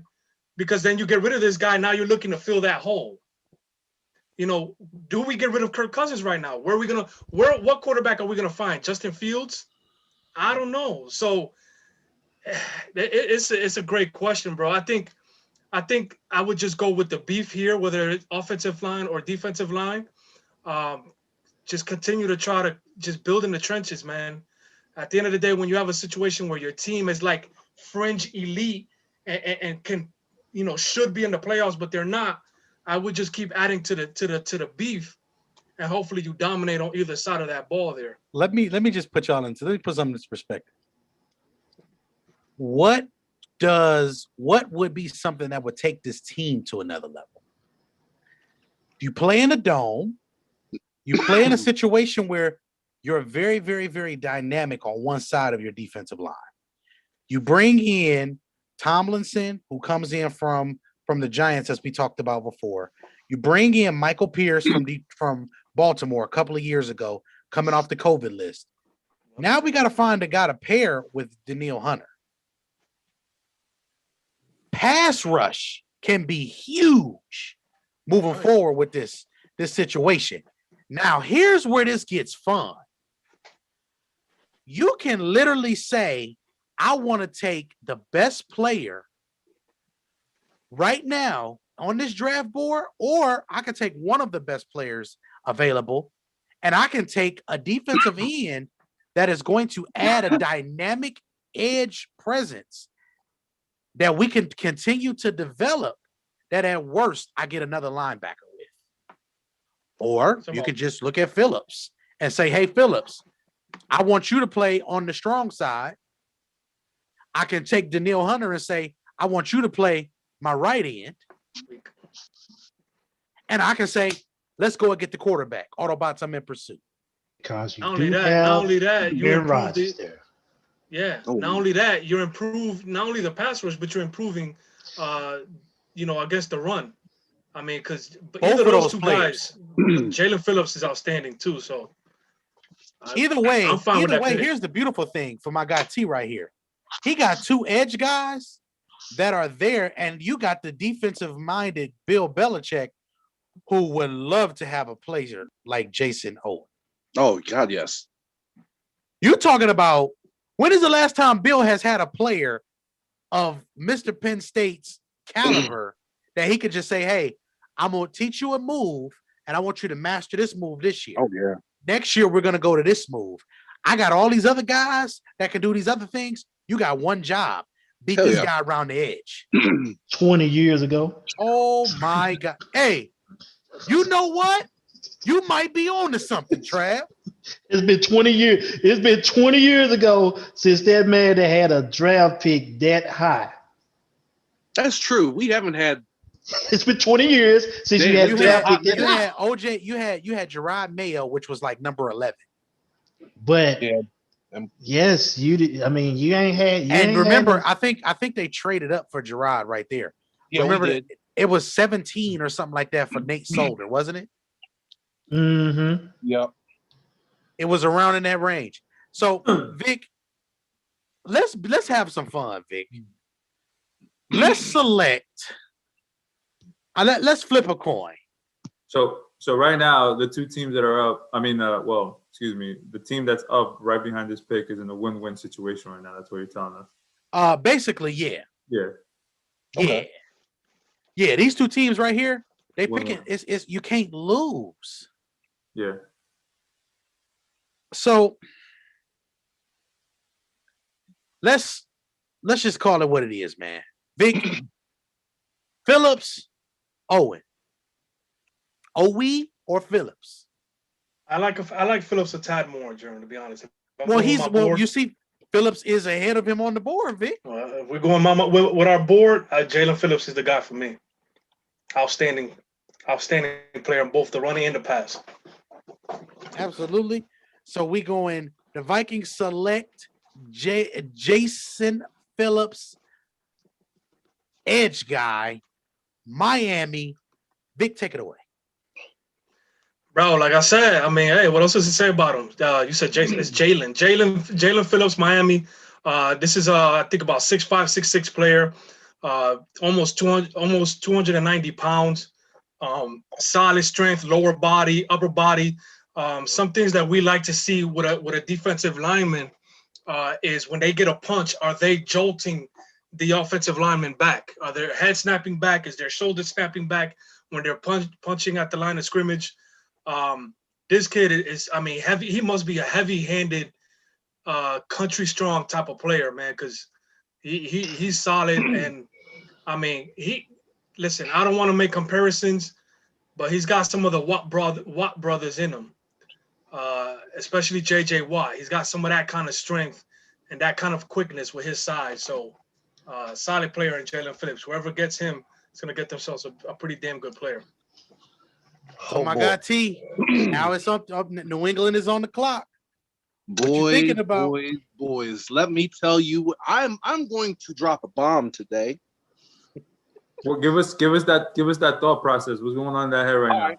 Okay. Well, I took a look. I was thinking maybe possibly what we could what we need, and we went 7-9 last season.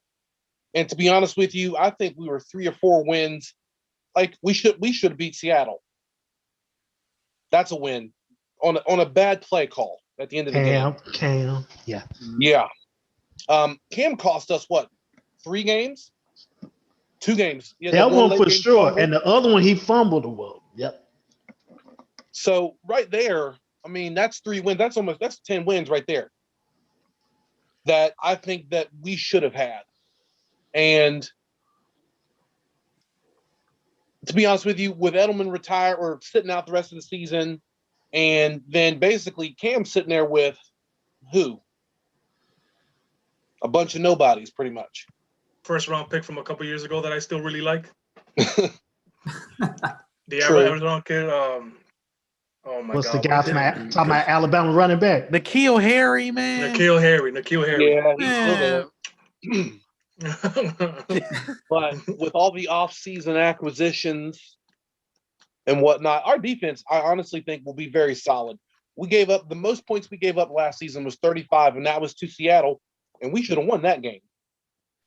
Mm-hmm. And that's with we had a banged up secondary. No Hightower. Yep. Mhm. You didn't have none of your linebackers last year. Yeah. None of them. So to be honest with you, we're not thinking defensive right now. Ooh. We got all our guys coming back. Oh, I'm ready. I'm ready to make a splash. And I'm going to do something very un-Belichick-like. And I'm going to make a pick that's going to surprise everybody. But Let's go. our receivers, we picked up a couple nice ones. Aguilar got some stuff to prove this season. He better show me something. Our running backs, we're good there. We're good at running back. Solid stable. We got a solid stable, and I have an eye on somebody later on that will be a very interesting pick. But if he's still available, but with our pick in the 2021 NFL Draft, we know where we got to get better. And with our pick, the New England Patriots select Trey Lance from North Dakota State. Oh, Over Justin Fields. wow. Yes, sir. Wow. Oh, I can't. Wow. I'm so excited, and I just can't help. Let's go. Here's the thing. Why do I like that? Here's why I like it, because it's different, It's Why? different. but also it gives you a dude that you saying, hey, Cam cost us these games. Let's develop a young Go guy ahead. Right. who is going to give us an opportunity. Maybe we can help him with some things he needs help with. And then we can see where we get to. We still got Josh McDaniels. We still got a defense that's going to be good. We just got to make sure we do the small things. I'm not mad at it. And you know what? Put the pressure on Cam. Exactly. If you ain't gonna do it, I ain't quit. Hey, you one yank away. Exactly. Put the pressure on Cam.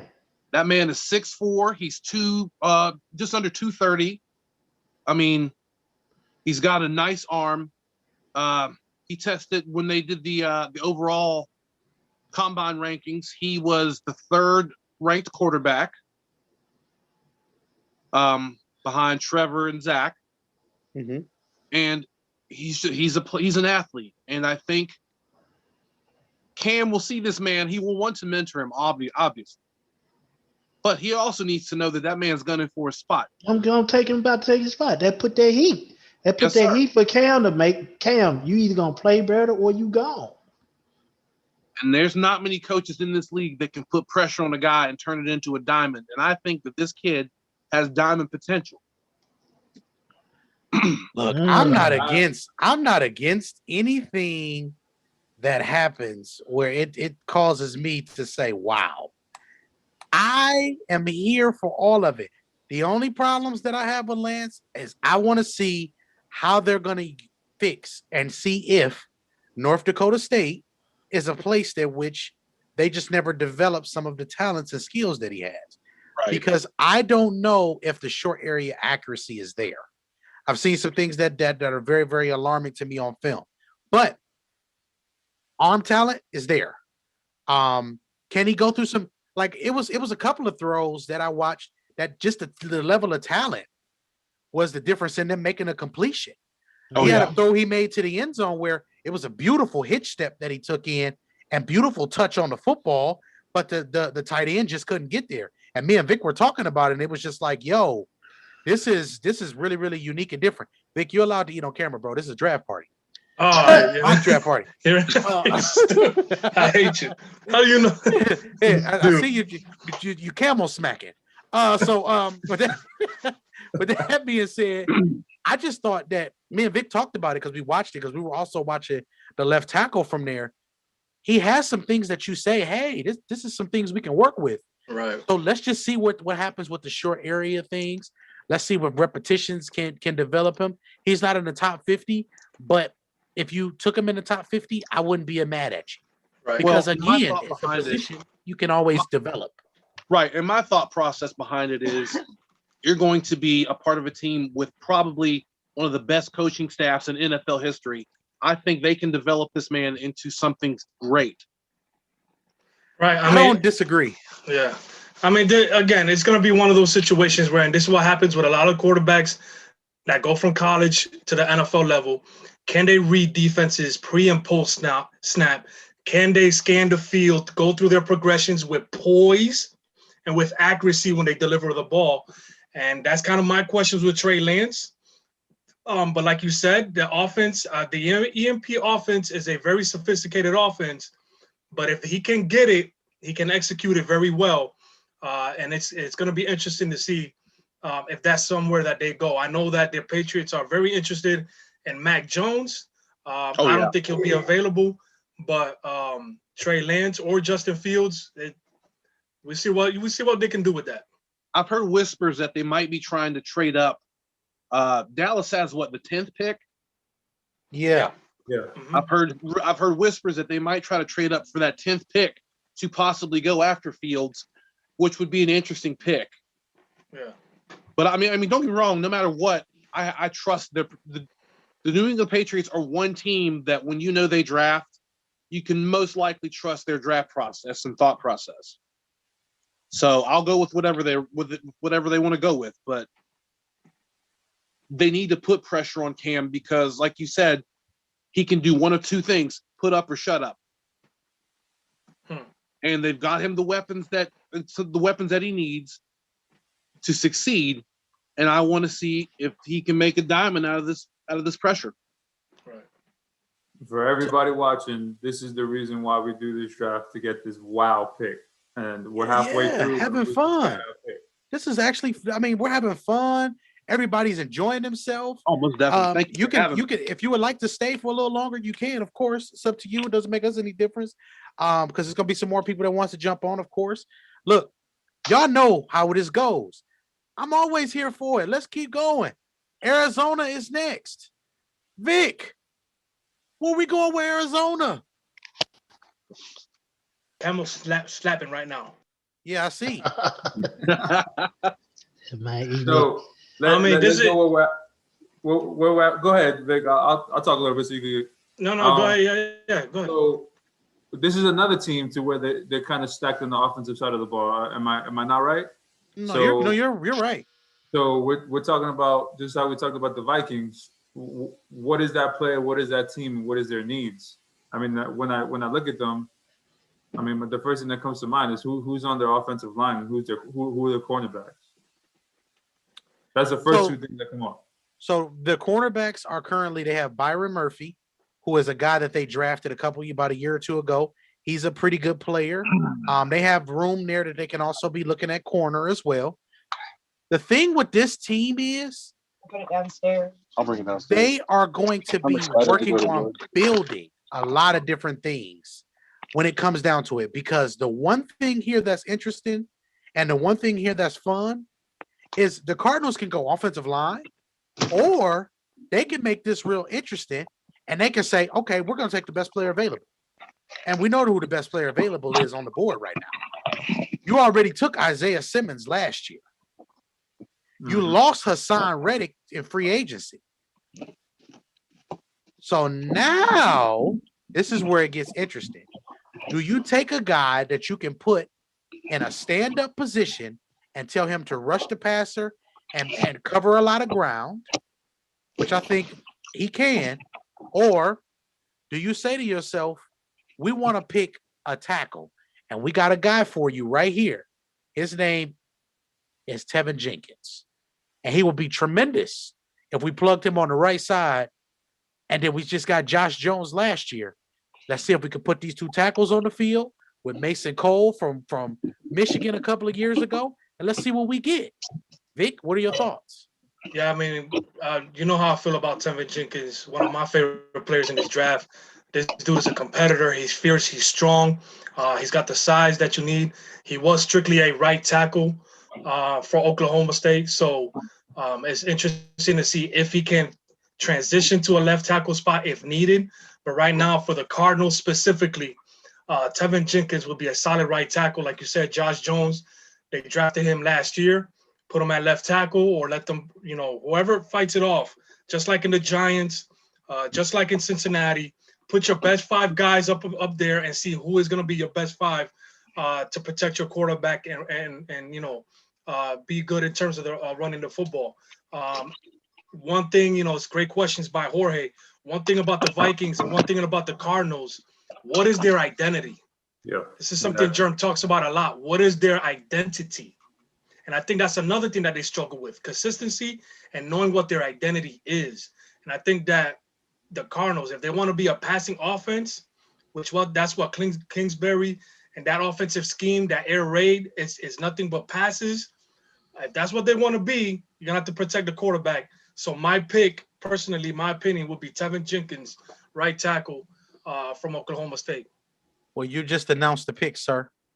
It is really, really, really simple. You see how I set that up, y'all? You see how that all transition and flows? I do this. Mm-hmm. But just make sure y'all understand, it's about taking the players that make sense here. And the one thing that I don't want anybody to do here is make it seem like it's something that is not in these situations with these players. You need beef to win in this league. You seen it last year with Pat Mahomes. You need beef, quality beef at that. So I'm really, really, really very, very intrigued to see what the Cardinals do on draft day, but this is what we think they should do. Take the best beef available and see what you get. Because the better you protect little Kyler Murray, little calamari, the better you protect him, the better off you're going to be. Yeah. And you got the weapons. Now let's see if we can put it together. Next on the clock, Las Vegas. Let's go. Hey, what happens in Vegas stays in Vegas, including the terrible play. So with that being said, oh my goodness. Did he come out like that? Yeah, he did. So let's talk about this. If John Abrams is going to be the only person tackling, we got a problem. So right now, Vic, I don't even think we need to take too much time with this. We can draw it out just a little bit because I'm trying to get my guy Colton here to pop in and make the Dolphins' second pick. I gotta be honest. Which linebacker fits them the most? JOK, Nick Bolton, or Zaven Collins? To me, those guys are like so close, man. They're really good. Yeah. Really good, but they're so close in talent. Like what? So what exactly do? So if they need somebody that can tackle, is it Nick Bolton? Probably the best pure tackle out of those guys. I think they with some need size. I think they need their Optimus Prime. They need their guy that you put the battery in the helmet, and you need the guy that's gonna say, Autobots, roll out. Just you need that guy. Hell yeah. And I think the best one out of this group is JOK from Notre Dame. He's proven that he can be that guy at the collegiate level. He's the best linebacker that they've had since my guy Jalen, who went to Dallas. And I think ultimately he's a guy who's a ball hawk. He's always around the football. That's what you need for your middle linebacker moving forward, in my opinion. So I'm gonna vote for him. Now, Vic, if you want to stand up for Nick Bolton, this is your time, bro. I don't know, man. That's a good, again, that, like I said, Bolton, the kid from Notre Dame, Collins, all three of those guys to me are very solid linebackers, and whoever gets those guys are going to be good. So I'm fine with the Notre Dame pick. Let me ask you a question about the Raiders, because there's a lot of people that don't really watch them because they're on the West Coast, right? Or know much about them. So the people that don't watch football that much, on the offensive side of the ball, are they considered a run first because of their running back? And then on the defense side of the ball, what type of defense do they do? Do they want speed there or physicality? What are we looking at? Yeah, so the in terms of the offense, which I don't know, if Justin Fields were to fall to this pick, is that something that John Gruden will start to consider too? Because again, when you talk about consistency at the quarterback position, David Carr has solid talent, but he's not consistent. But I think they're a running football team. I think that they build that offensive line fairly well. Josh Jacobs also being taken in the first round kind of tells you that that's what they want to focus on is running the ball and then passing off of that, which is to me is the best way to win football games. Anybody that's a Tom Brady fan would know that. And then defensively, man, the 4-3, they got a 4-3 defense. I haven't studied too much exactly what they focus on in terms of their 4-3, but they got some solid names, man. They got Max Crosby, they got Clinton Farrell, who they might have taken a little early, but they don't have like that elite level player that can kind of change the game with some of their plays. Mm-hmm. So I mean, it's one of these linebackers that is the Penn State defensive end, that kind of player. That's going to be the question when they get to this pick. I mean, this is one of those situations where I like what Oakland does with their front four. Their front four doesn't play bad. The issue is it's everybody but the front four and John Abrams. And that's what the issue comes down to. We seen a game in which Ryan Fitzmagic had a game where he had his helmet getting twisted in another direction, and he made a throw that was in the air for 3 days, and there was nobody there to get the ball. Yeah. Because Abram was too busy going down, dropping down here, trying to make a tackle on the road. Man, listen, it's really simple. Some of this is terrible. It's just some of it just terrible management. So the Dolphins are on the clock. They got their second first round pick of the second one. My guy Colton here. He should be getting ready to jump on here in a second, make the second pick. Hey man, you know what happens in these situations? The rich just get richer, you know? It's kind of where we go with this. The rich get richer. Who did Miami pick in the number with their 6th pick? Well, they picked Kyle Pitts. Kyle Pitts. So they picked the athletic freak. Yeah. So now that's interesting. I want to see what is the next pick here, because this is going to be interesting moving forward. I'm so excited for this. I mean, is it? Go ahead, Jorge. My bad. Where's the Raiders contingency? I don't hear nothing from them. What's going on? Well, I talked to April earlier. She gave me the Raiders contingency couldn't make it today, but I did holler at April a little earlier. So just trust me when I tell you. She told me a couple positions that she wanted to look at. I gave her the best player that they should be looking at moving forward. And then we're gonna have a lot of fun with this next guy once he jumps on here. I don't know what bag Colton is gonna come out of today, but Colton is another one of those guys that does his own draft boards. So this should be very, very interesting. So Steve, even Storms came on. He's like, I gotta be here for this. I gotta be here because I don't know where he's coming from and what he gonna do. But hey, if it comes down to it, Vic, what would you be looking at if you're the Dolphins? I mean, is this a situation here where, you can get one of the Alabama guys now? You got Jalen Waddle still on the board, but how about Najee Harris? So you got the pass catchers. Can you get, and you got a solid offensive line who's improving as well with some good young players. Is this a situation now you get your power horse running back to team back up with Tua and Najee Harris? That's something I'm definitely looking at this pick for them. Who was toting the pill for them this season? Was it some young guy that was putting in their work for them? Miles Gaskins and a couple cats, man. They had running back number 27, 26, something like that. Dude was Matt Breida is also on there. Matt Breida, and they just got Matt Breida. Hey, past track records have shown that Bama has put some backs in the league that have been doing well, and I would not be disappointed with Najee going there. I wouldn't be either, because at least it gives Tua Tagovailoa somebody extra that he can, he knows. Yeah. Hey, Jeremy, let's try to say the whole name. I want you to try. Jeremy. Tua Tagovailoa. She's alive. Here he comes. Here come the fool. Here comes this fool. And he got the Dolphins jersey on too. Colton, my brother. This is my other brother, Colton, right here.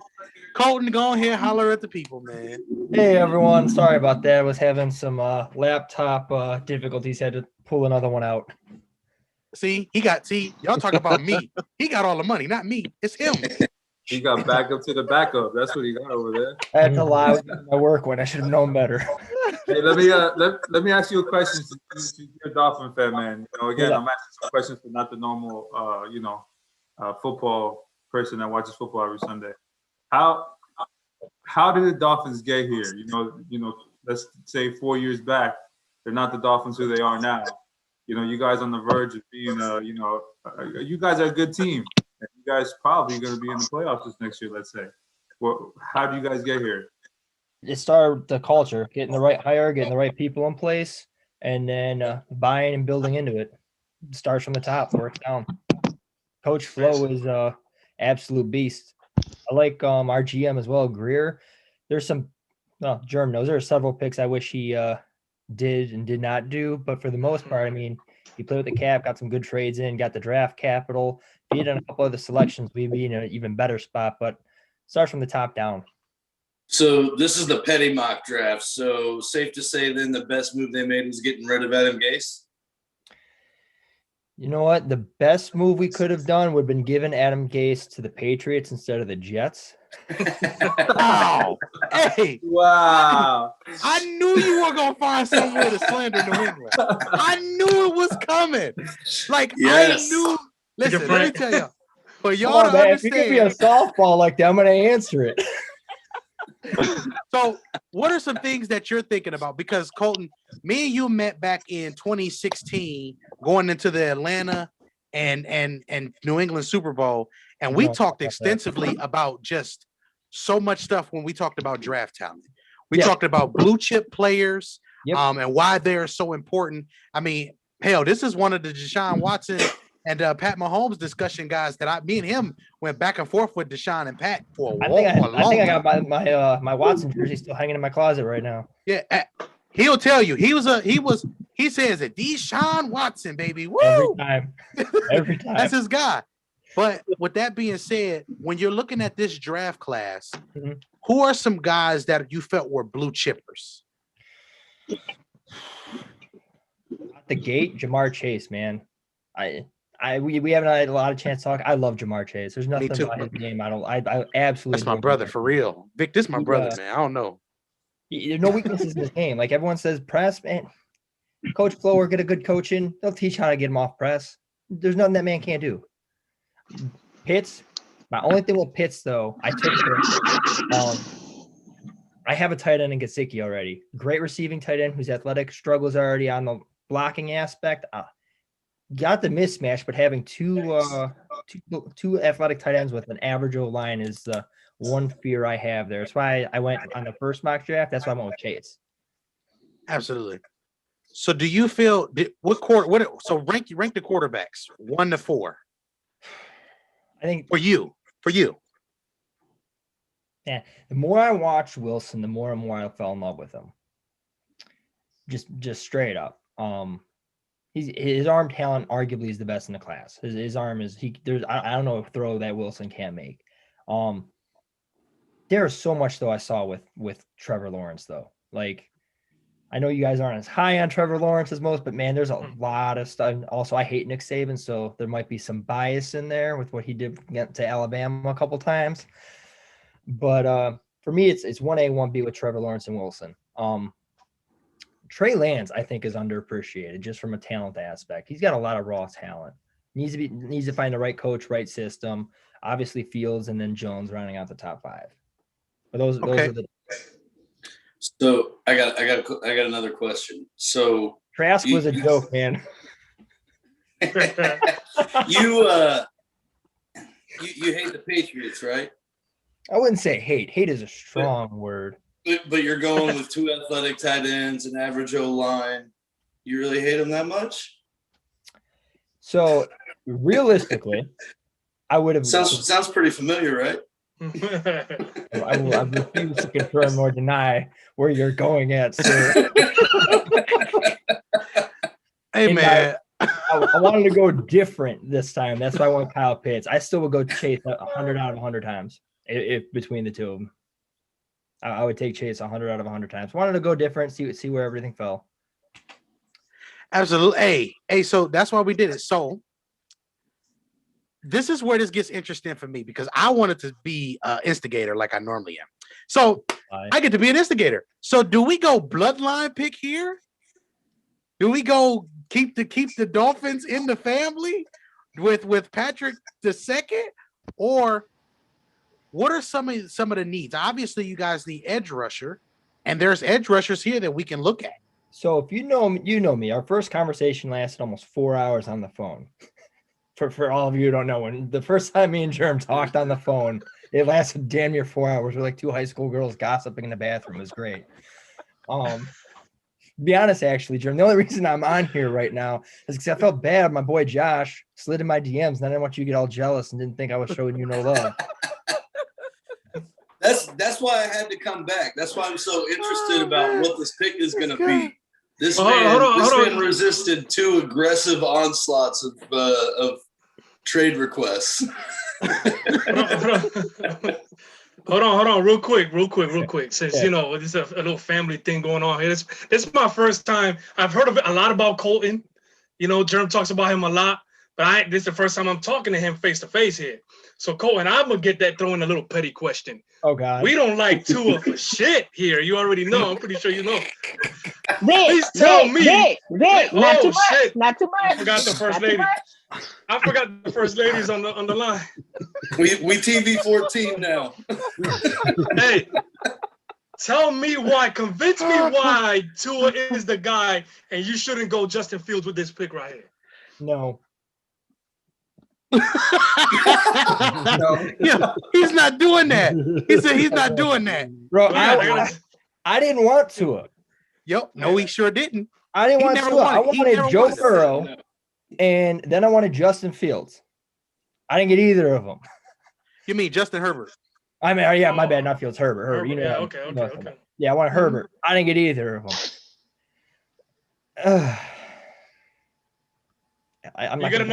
You get another shot at another Justin here. I'd rather build with what I got and roll the dice. They've dug their grave. Now we got to figure out and see what it is. What I would prefer to do is, man, I got 3 second-round picks, a couple first-round picks. Call up Houston. Yo, how's my boy Deshaun Watson? I would love to see it. I would really love to see it. He should have been a Finn years ago, and I would love to come back. Legal stuff be damned. I will throw a pick that way right now. I got enough picks to sacrifice. Let the cards fall where they may. And for good, I got one of the best quarterbacks in the league. For worse, I gave up a second-round pick, whatever. Listen, the first lady, she's here on the line. She said he ain't going to jail. This is only a lawsuit possibility. Okay, so the kid is not going to do no jail time. Hopefully, thank God. Issue, though, because he still got conduct detrimental to the league. So it doesn't have to go to jail or not. Right. Fair enough. Here's the thing that's going to happen. And I'm just going to say this, and then we're going to let him pick. The first thing is, in a court of law, as some of y'all know in my previous life, I've been through some things. It is going to be about what they can prove. As we have seen, they can't prove anything but that a lot of these women wanted to be involved with this situation. And they've been proving that more and more that these names have come out. And they've also been deleting social media accounts. Yep. It's been a lot of stuff that's been going into this. So the fact that he wanted to clear his name shows a lot about the situation. What I'm hearing from you is right now is the perfect time for Miami to jump on a trade. Yes, it is. It is. It is because Houston is putrid everywhere. They lost Will Fuller. They got rid of Hopkins.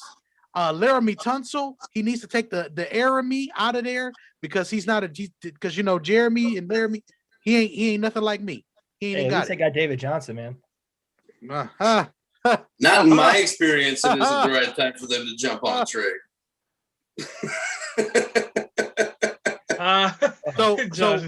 So for those who didn't know, JOK, the Notre Dame linebacker, was who went for the Oakland Raiders with the last pick.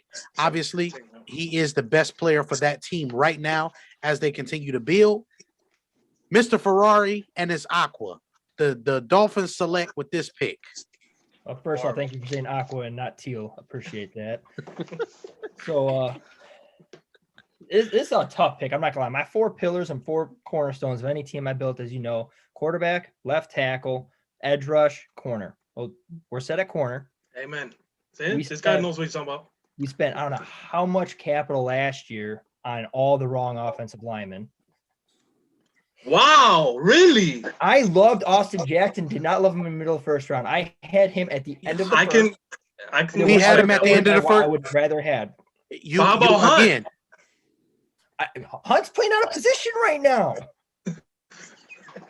He should be a guard. I know. I know he's a tackle. You got my voice going all high. Come on. Hey, that's the NFL. That's the coaches in NFL thinking they know everything.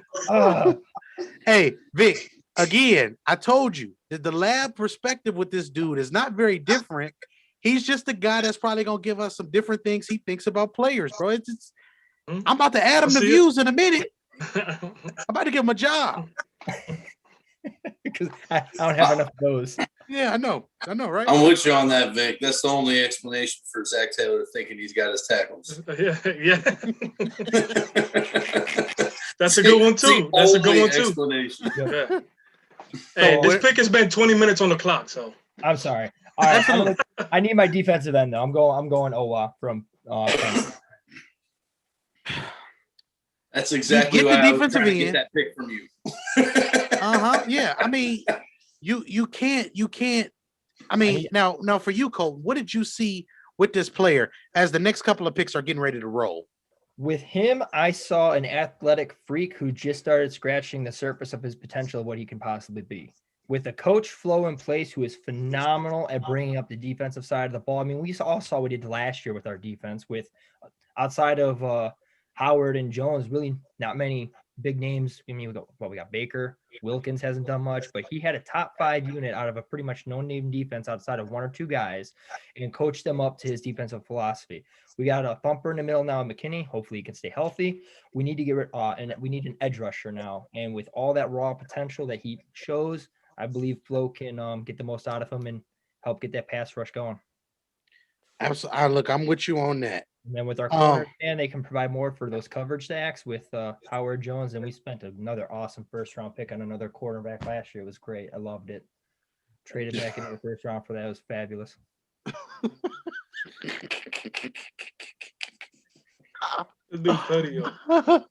Okay. I'm still tripping off him just saying no. Look, it's not that I don't like him. He just wasn't my guy. And I have a very hard thing of like going after, like in heart with people who aren't my guys. Do I think you can win with him in a, oh my goodness. Wow. Why can't I not think of his name? Baltimore Ravens. Lamar? No. He actually won the Super Bowl. Flacco. Trent Flacco. Trent Dilfer. Dilfer. Trent Dilfer. Oh, don't you hurt on Flacco now. Dilfer though. How much time do you got? Like Dilfer? Hey, Joe Flacco in the last 2 minutes of a game is an elite quarterback. Yeah. You can't tell me otherwise. Go ahead. I want to hear your take on the Dilfer versus Tua. So Dilfer, the best thing Dilfer did was not make mistakes. He was accurate and smart with it. Tua, for the most part, is as accurate as they come. I'm not going to take that away from him. He's more athletic than Dilfer is as well. If he can just stay in his game, stay in his lane, not make the mistakes or turnovers, he can provide more stuff with his legs than Dilfer ever did. We put more weapons around him, build up the defense, and get a strong offensive line. There's no reason he can't replicate what Dilfer did. Right. I mean, Hostetler did it with the Giants with less weapons. When he stepped up. Hostetler. Hey, my Giants win in this conversation, bro. I agree, but I gotta ask you, what's 60 minus 2? Is that more than 2? What's up? You said Flacco is an elite quarterback in the last 2 minutes of the game. Yeah. Well, what's 60 minus 2? That's more than 2, right? 60 minus 2 is. So what is he for the other 58? Oh, he's an average quarterback. But when the game's on the line or if it's the playoffs, the dude comes to play. He's like Eli Manning, just not as famous.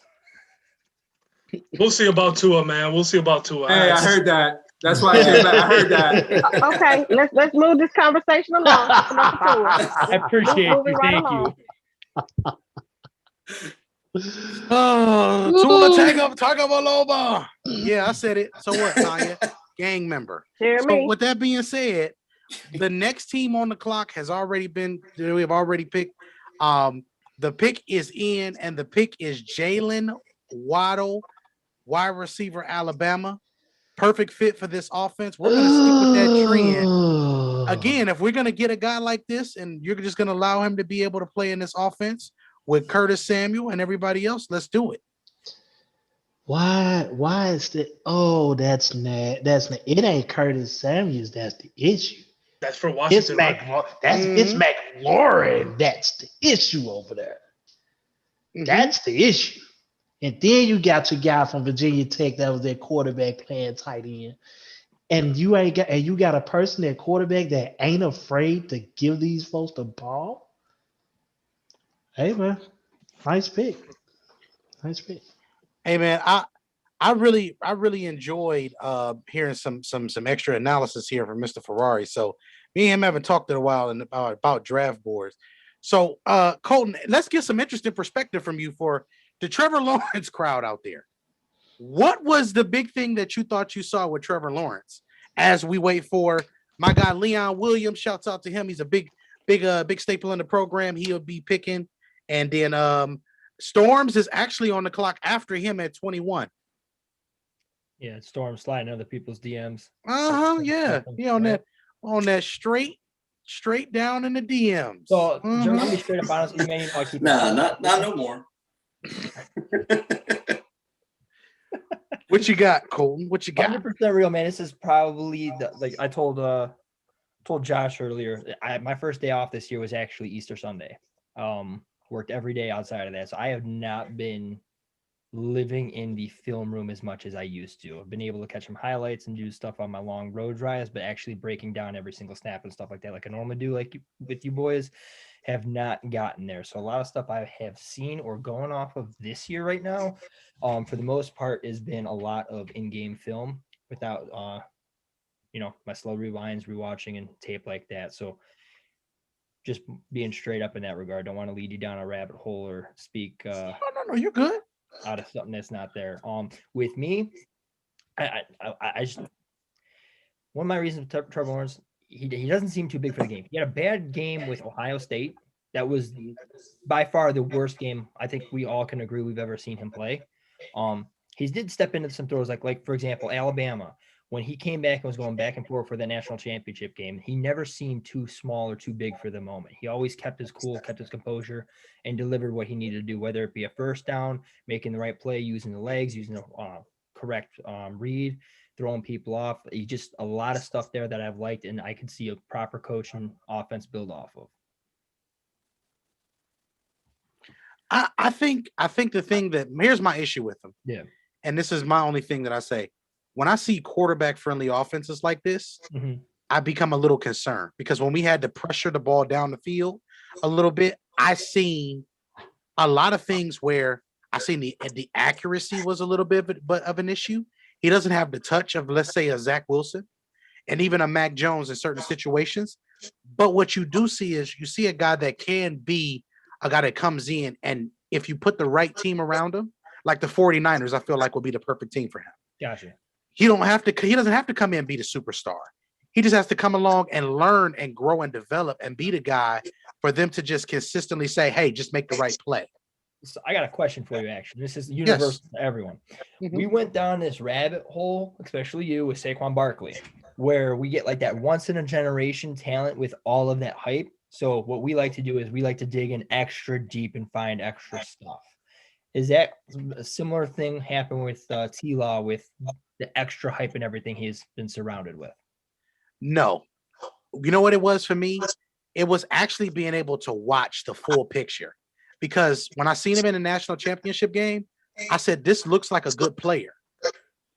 Didn't say, because the one thing I can't take away from him, he's a top 15 talent in this class, period. It's not even a question. But the key is we have to make sure that we understand that the quarterback position is going to be played a little bit differently in the NFL than it's going to be played in college. So he's going to have to push the ball down the field in some of these situations. And that's the thing that he struggles with the most. Yeah, I mean, my take on that, Cole, and it's a good question because you're comparing the Saquon hype, right, to Trevor's. Yeah, so, I mean, it's one of those situations, again, when you got a 5-star athlete coming out of high school, right? You got the guy that's tall, pretty looking, long, blonde hair, looks the part of a franchise quarterback, a franchise face, right? But then you turn on the film and there's things that is very good about him. He's got the arm strength. He's got touch in certain spots. But then when the pressure got on him, when he had to make some plays up the field, especially in the middle half, which was kind of weird, he was way off in some of his accuracy. Specifically with Ohio State. Right. And it's like when you say way off, like the receiver is going on a skinny post, he's throwing it behind him to the right side or something like that, like it's floating away. So it could be a little bit of his inconsistency with his footwork, his platform, or is he folding under the pressure? That's my concern with some of his inaccuracies and stuff like that. And when you say that this guy is a once in a lifetime prospect at the quarterback position, why is he struggling with accuracy then? You know, and then to lead the college football in screen yards. Jerm knows how I hate about that, because when you talk about Aaron Rodgers' game, and if I'm not mistaken, you're a big Aaron Rodgers fan? I like Aaron Rodgers.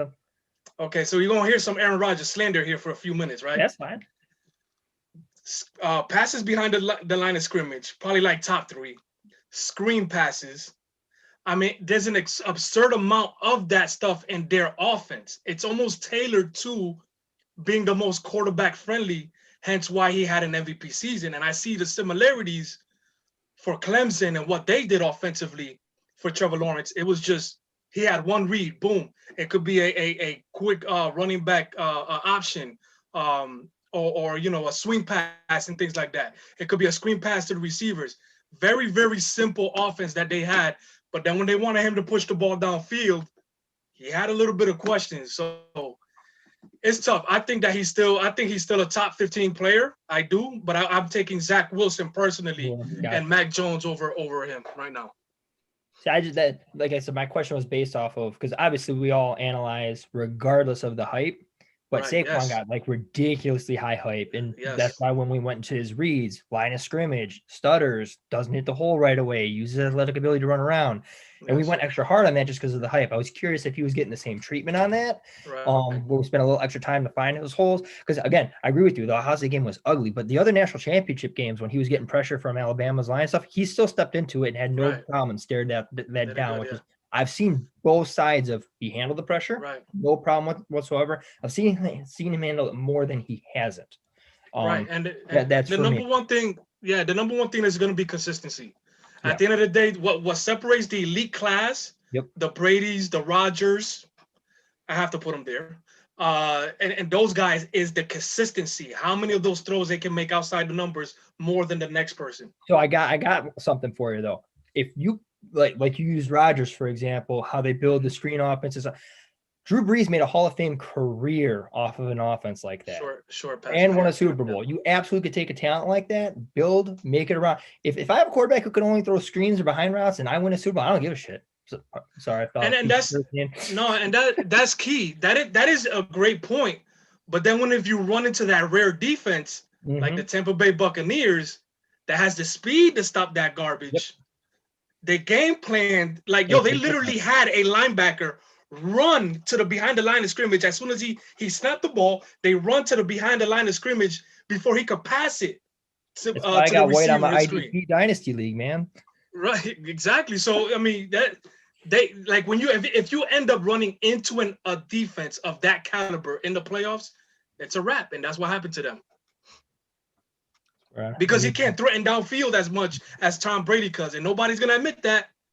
But Tom Brady will threaten you downfield way more than Aaron Rodgers could consistently. He doesn't like. He doesn't. We could watch the film on that. He's not a Brady advocate. As we come down the pike, right here we got our guy Storms. Storms has a pick here. I want him to go ahead and announce it.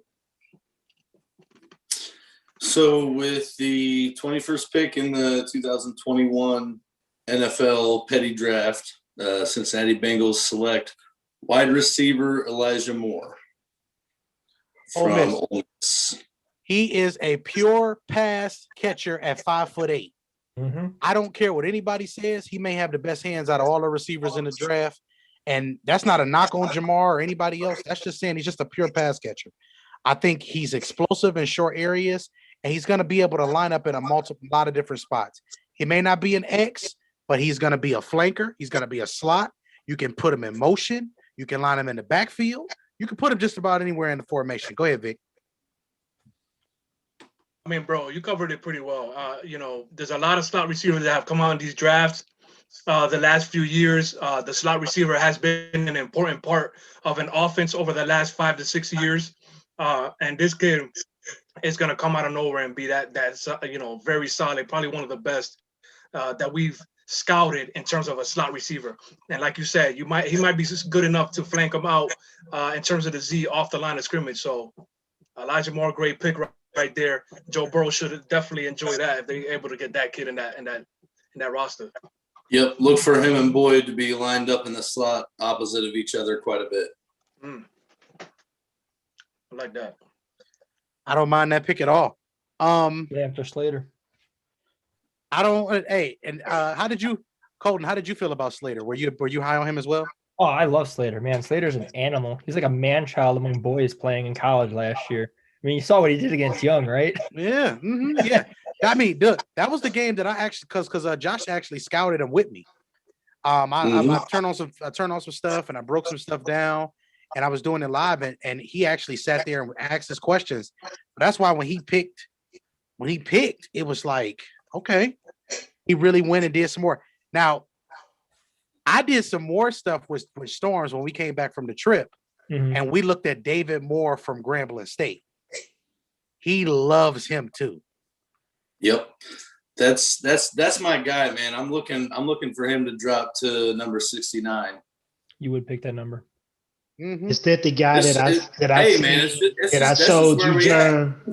Is that the guy that we seen that was in that skull drug the dude in the All-Star Senior Bowl? The Senior Bowl.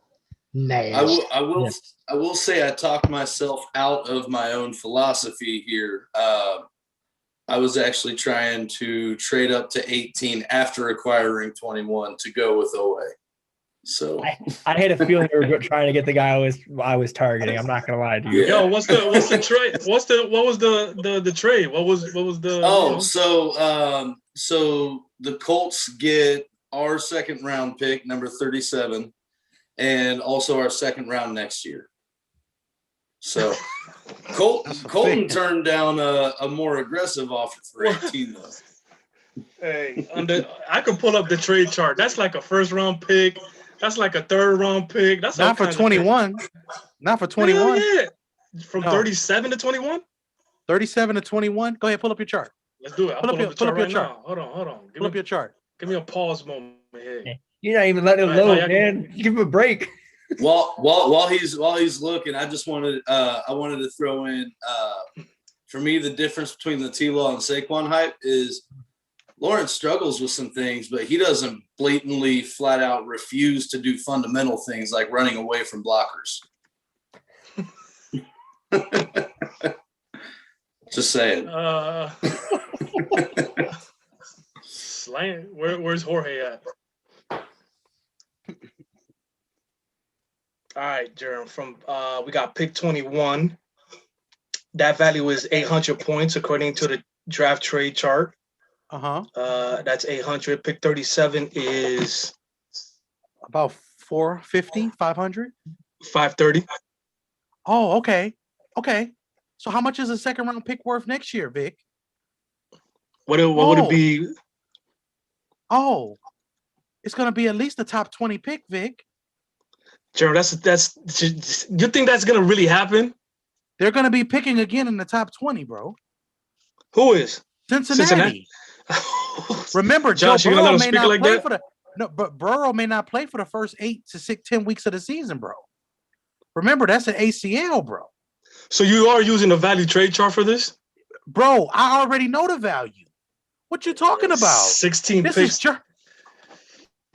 Oh, now. 16 picks. Yeah. I thought, yeah. Yeah.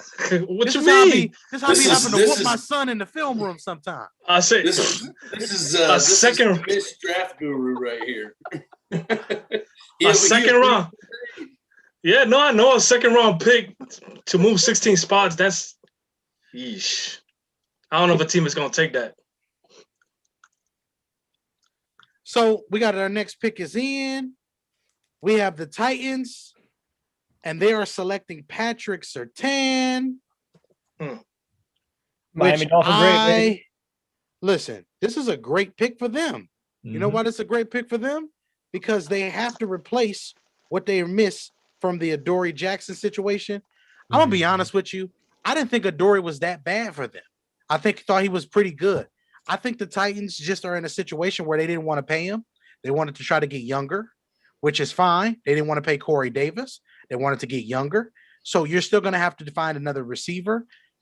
But A.J. Brown will not be the same without Corey Davis. Where did Corey Davis end up going to? Detroit or Jets. something? Jets. The Jets. Oh, Lord. Okay. So Zach Wilson is going to more than likely in the regular draft. Zach Wilson is going to have some guys to throw to. He's going to have Jameson. He's going to have Crowder, and he's going to have Corey Davis. So it's going to be fun with Denzel Mims. I always forget about Denzel Mims, but he's not nothing to just be like, oh, he's nothing. They got some players over there. They probably need a tight end, if you want to be honest. But they need a tight end. They need offensive line outside of Beckham. Yeah. And they got no running back. Who is your favorite running back in this class, Colton? There's only between three: Williams, Etienne, and Harris. Who are you laughing at? Oh man, you said it's only three. What is that? What was the first? Carter is the fourth. Williams reminds me of Chubb. I'm not gonna lie. I see Chubb in Williams' game. I told you he might be faster though. If he's that physical, he might be faster. He's like what, a 4.52 at his pro day unofficially? Was it really? Yeah, it was like it was 2.45. It was a 4.52 and 4.54. I thought it'd be faster. He looks faster. He looks faster on the field. Right, he's faster on the field. Right. Yeah, that's what I was about to say. You kind of run a little bit faster when them dogs come behind you. Yeah. No, and I mean, real quick, not to change the subject too much, with the Surtain pick. Jets are on the clock, by the way, and we're picking for the Jets. Okay, so I mean, real quick, I see some of the things that people like with Surtain. He's physical. He does have some man coverage abilities. He's probably better as a zone coverage corner, but he timed at a 4.39 was it, and his 40. He just doesn't play as fast on film. So I mean, Javonte plays really fast to me, in my opinion, and what I see. When it comes to Surtain, he just looks a little bit slower on film. So that's my concern with him and why I put Farley and Horn over him in terms of the cornerbacks. I like the fact that you said he doesn't play as fast, because that's what the key is here.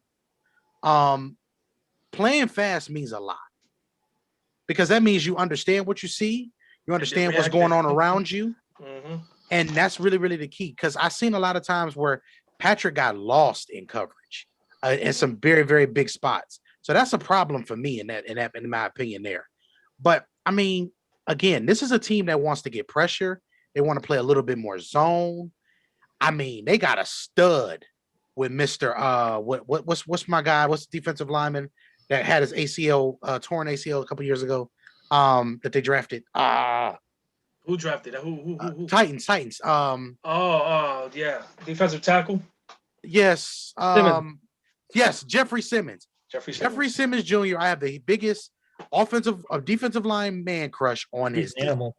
He is incredible. Last year, it was the game against Deshaun Watson. Deshaun had a guy wide open in the end zone. This kid put his hand right up in the throwing lane at the last second and knocked it away, and they ended up coming back and winning that game because of that play. And it was on a 2-point conversion. So the game was game over if he gets that. I love Jeffrey Simmons. And that was the reason why they made Jarrell Casey expendable, because they had Jeffrey Simmons. So I'm really listen. This Tennessee team has talent. I don't understand what happened last year. I think Colton will tell you, Tannehill just maybe is not the type of guy that you probably want to. You're probably a year or two away from looking at a quarterback. Tannehill was not the problem in Miami by any stretch of the imagination. You actually seeing what happens with Tannehill when you put him in a situation where he can actually succeed. Just saying. I'm not a Tannehill hater. I actually really like him in Tennessee. There's other holes I would look at to fill. I thought they lost a lot still, but they still got a lot of talent in certain areas. Definitely still going to be a playoff team this year with that roster that they have. My thing with Tennessee, I'm very curious to see how much longer Derrick Henry is going to hold up at the volume that he's been getting, though. I like what you said there, because you know what? Some of those backs behind him, they're very interesting. Like Dante Foreman that came from Texas a couple of years ago. He has some pretty unique skill set. He just doesn't play. Foreman's been like that for like 5 years. I got no interest in him anymore. If you haven't figured out at this point, running back position, you ain't gonna figure it out. You know what? You are a running back stickler. I forgot about that. This dude is a running back stickler. So with the Jets pick, Vic, Mr. Santana, I'm gonna allow you to make this pick here. What are you thinking right now? For the Jets, well, what do we go with the first round pick for them again? We got Trevor Lawrence. Trevor Lawrence. Yeah. The receivers are probably gone for the best in this class right now. In terms of giving him somebody to run with. Bro, let me get. Are you going offensive line with this one too? I'm debating between Tucker, South California, USC, or do we go with a running back? Do we get his boy out of Clemson? Do we get the guy out of Alabama? Do we get that outstanding running back out of North Carolina Blue, the Tar Heels, right? UNC. All right. Gotcha. Yeah, I was gonna say the state. Damn, Germ, I don't know, bro. Let me say this to you. Tucker would be a solid guard next to Becton. I'll tell you that much. Okay, here's my question to you. Here's my question. Do you go beef here, or do you just say, you know what? We need to get some type of running game. Is the running game with a TN? I don't think so. So I would if that's the case, I'm going either Najee Harris or Javonte Williams. So you want Javonte? Let's go Javonte then for the Jets. All right. The versatility, versatility of the run and the catch. Javonte Williams, North Carolina, running back out of North Carolina for the New York Jets. Tanya, your Steelers are on the clock. I'm finna get cursed out in a second. Yes, sir. Tanya, let me get that. I'm playing. I was gonna say, Josh, you know what? We're not doing this today. Has my partner arrived? Is he here? No, he's not. You know, he likes to make an entrance. Nothing wrong with making an entrance. No, there's something wrong with him making an entrance.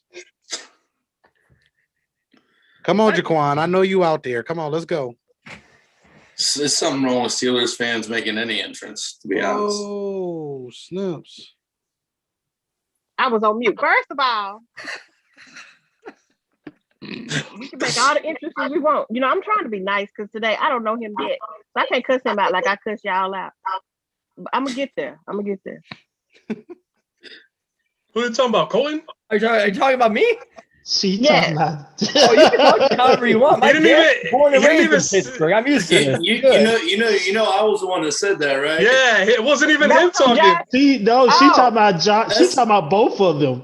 Oh, that's I know. That's some divisional love right there. Hey, let me tell you something.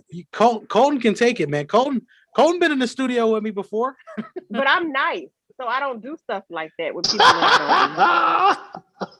I'm a teddy bear too. I appreciate that's what that. everybody says about you. Yeah, no, I'm nice, so I don't said do nobody here on this Zoom. So with that being said, where's this man at? Where's he? I'm waiting on him. I don't know. I heard they wanted to get Trask out of Florida. Like I dipped right out of the screen too after I said that. With shots fired. ducking shots. Man, Woo. that's funny. When you said Trask, man, earlier, I was like, I mean, all right. Dude, I can't stand. Dude, I can't stand Florida. I mean, again, y'all know I'm a Florida State fan.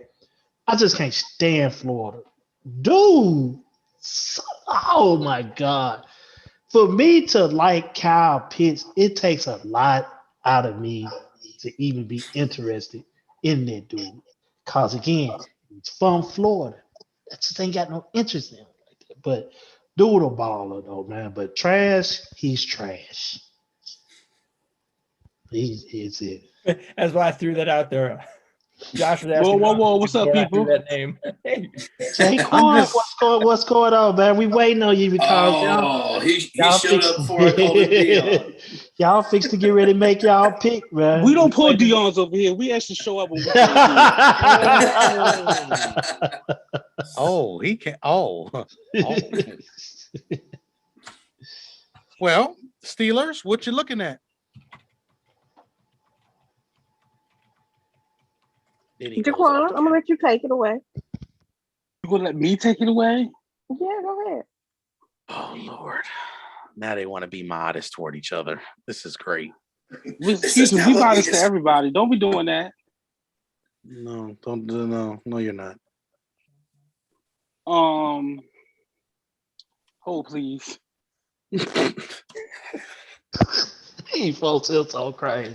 Man, every time they do that hole, please, I'd be like, dude. Please. I'd be like, dude. I'm waiting for him to play some music. Pittsburgh in this situation, I'm gonna help y'all. Y'all can be looking at pass rusher because you can never have enough pass rushers.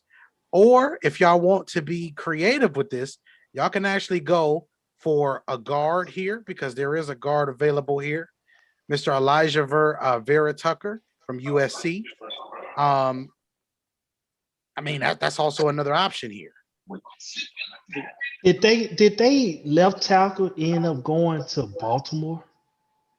I mean, he trash, so they ain't really get nothing. But go ahead. Right, yeah, he's not worth it now, so it's fine. I hate to be the person to tell you this about Baltimore right now, but they're in an interesting situation if you ask me because they just traded away Orlando Brown, and then Ronnie is not going to be ready until week 10. He had 3-4 surgeries on that leg. That's why they're getting Kelly too from Tennessee, though. He just came in. They're gonna get Kelly and Villanueva. Man, I ain't. It's not like they need time for their quarterback to throw a deep ball. He doesn't do that for. Okay, never mind. Don't y'all No, come on. Don't go down that rabbit hole. Don't go down that rabbit hole right there because y'all gonna start a fight. Y'all gonna start something. Y'all it's all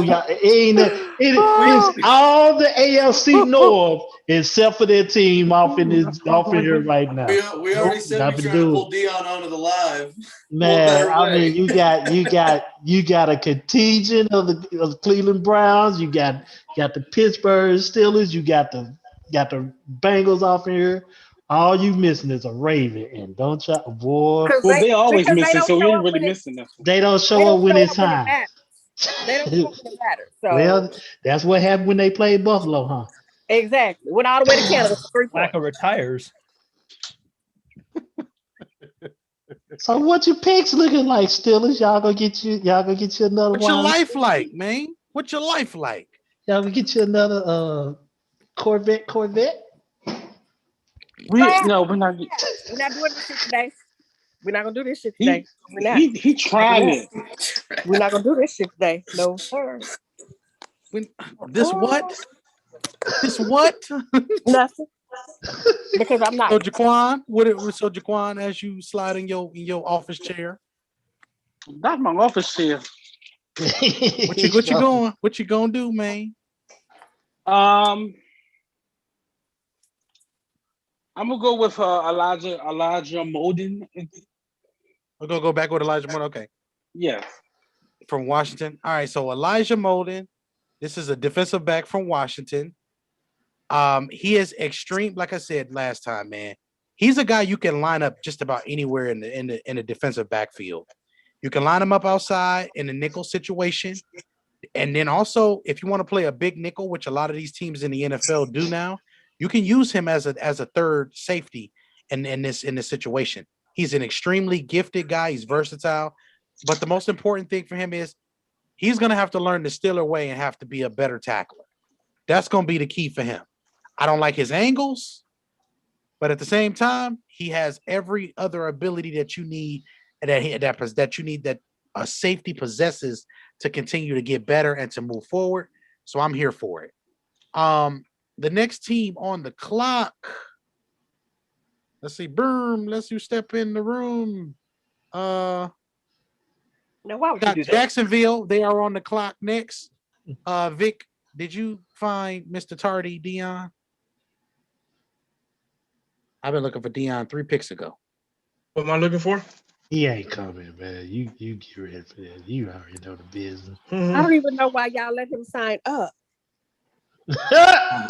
Boy. We just want everybody to participate. That's all. Yeah, I like you. You're fun. She's mean. Oh, That she's is fun. nice. Oh, what you talking about? I'm loving this. Oh boy. What pick See, you got people right now? love me. Oh boy. The world needs more instigators. It's more fun that way. I'm here for it. I bet you are, Tanya.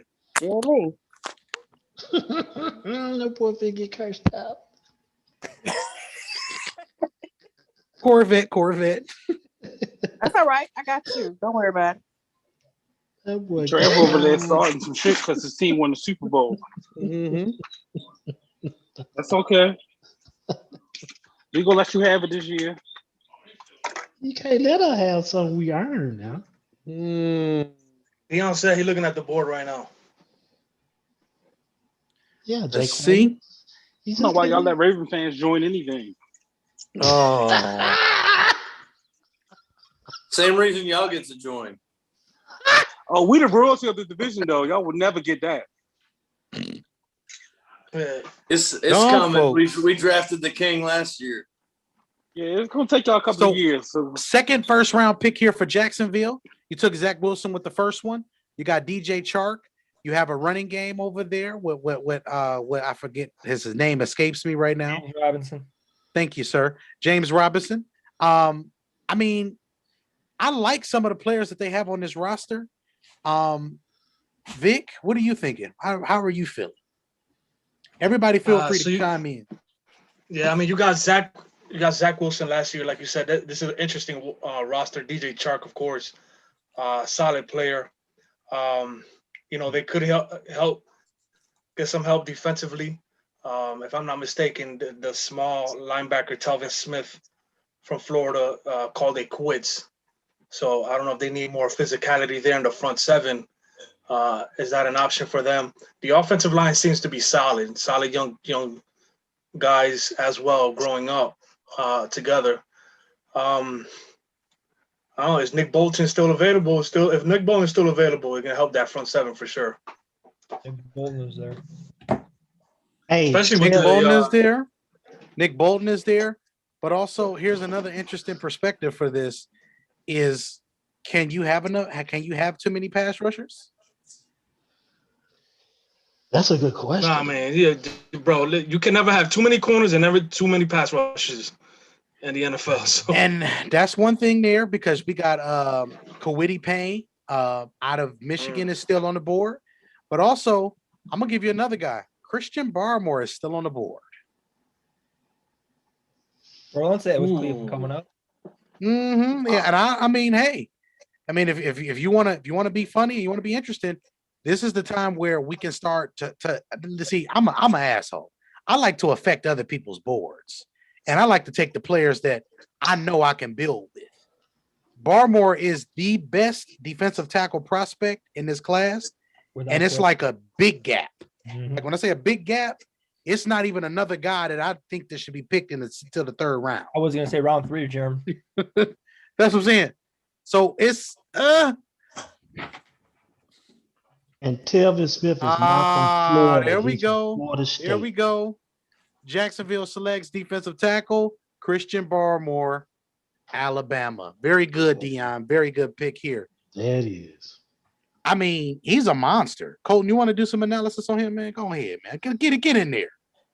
Dude, disruptive as hell. He pushes the pocket. The center guard don't matter. He pushes that pocket right in the quarterback. No, honestly, Cleveland would be the perfect spot for him, especially after letting go of rankings. That's where I was kind of hoping he would fall. He'd fit perfectly right there. Just too much Joe's dismay. That's where I'm thinking he goes actually in the real draft.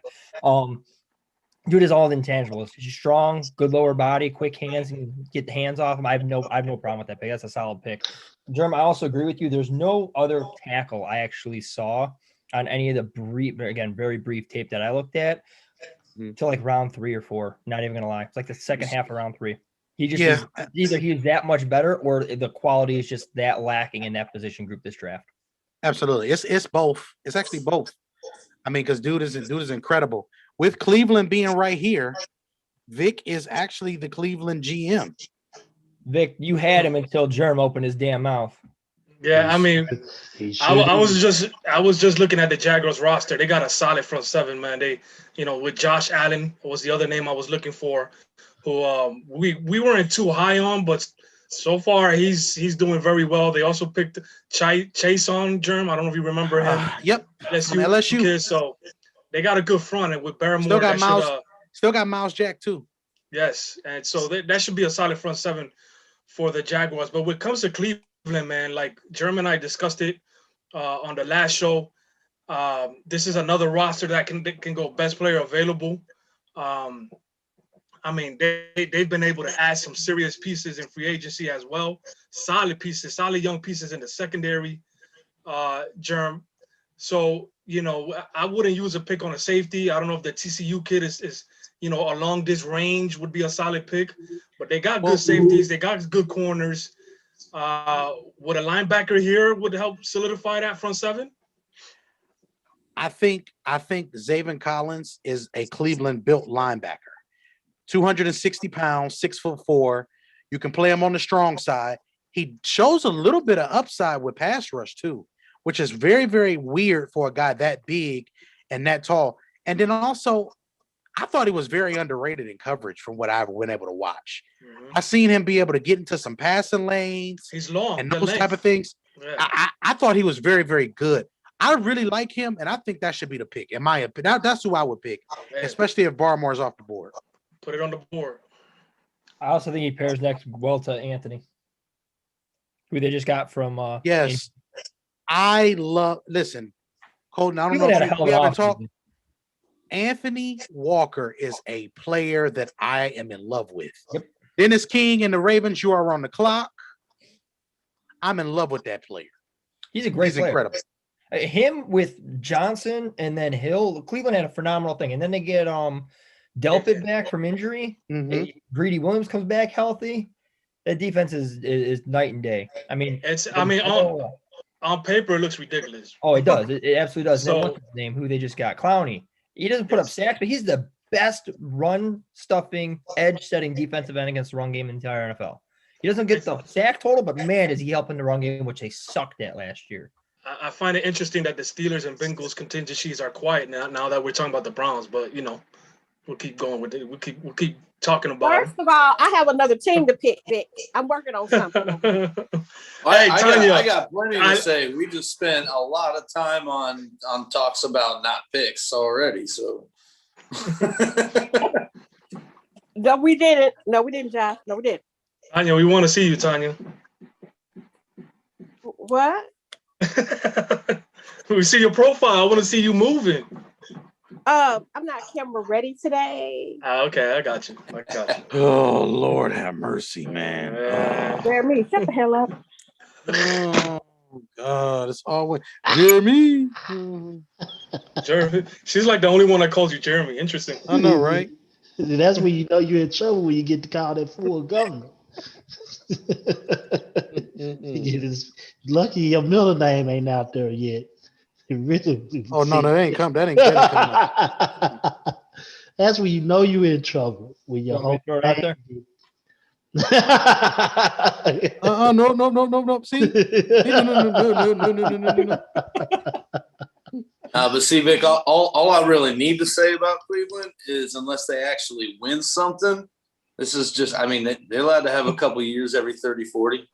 Coming from a non-Bengal or Browns fan, they've done more in 1 year than you guys have done since '88. Back in '88, you was That getting is tasty probably building. true. However, if they don't even get a division win or a playoff win out of it, then who cares? They won a playoff game last year. I would take a playoff win over making 5 times and not one. Ooh. Yo, that's deep. Okay, you got me. That's fair. I wasn't. He wasn't ready. I had a momentary brain fart. I did forget they won a playoff game just this past season. No, it's nothing but love. You just took Burrow, and I'm pissed off about it. Still. We are not gonna forget what they did to the Steelers on the last game. We are absolutely not gonna forget that. Okay, I'm gonna put my thing on mute. You don't have to forget it. You don't have to forget it. You don't have to forget it. Just know it's not gonna repeat. Continue. Right, the Steelers aren't gonna get there. Ravens pick the damn team. But you know what? Joe gonna have us above Cleveland here in the next year or two. Well, that again. I said Joe's gonna have us above Cleveland here in the next year or two. I hope so. I think he's that great. I think he's that great, but we'll see.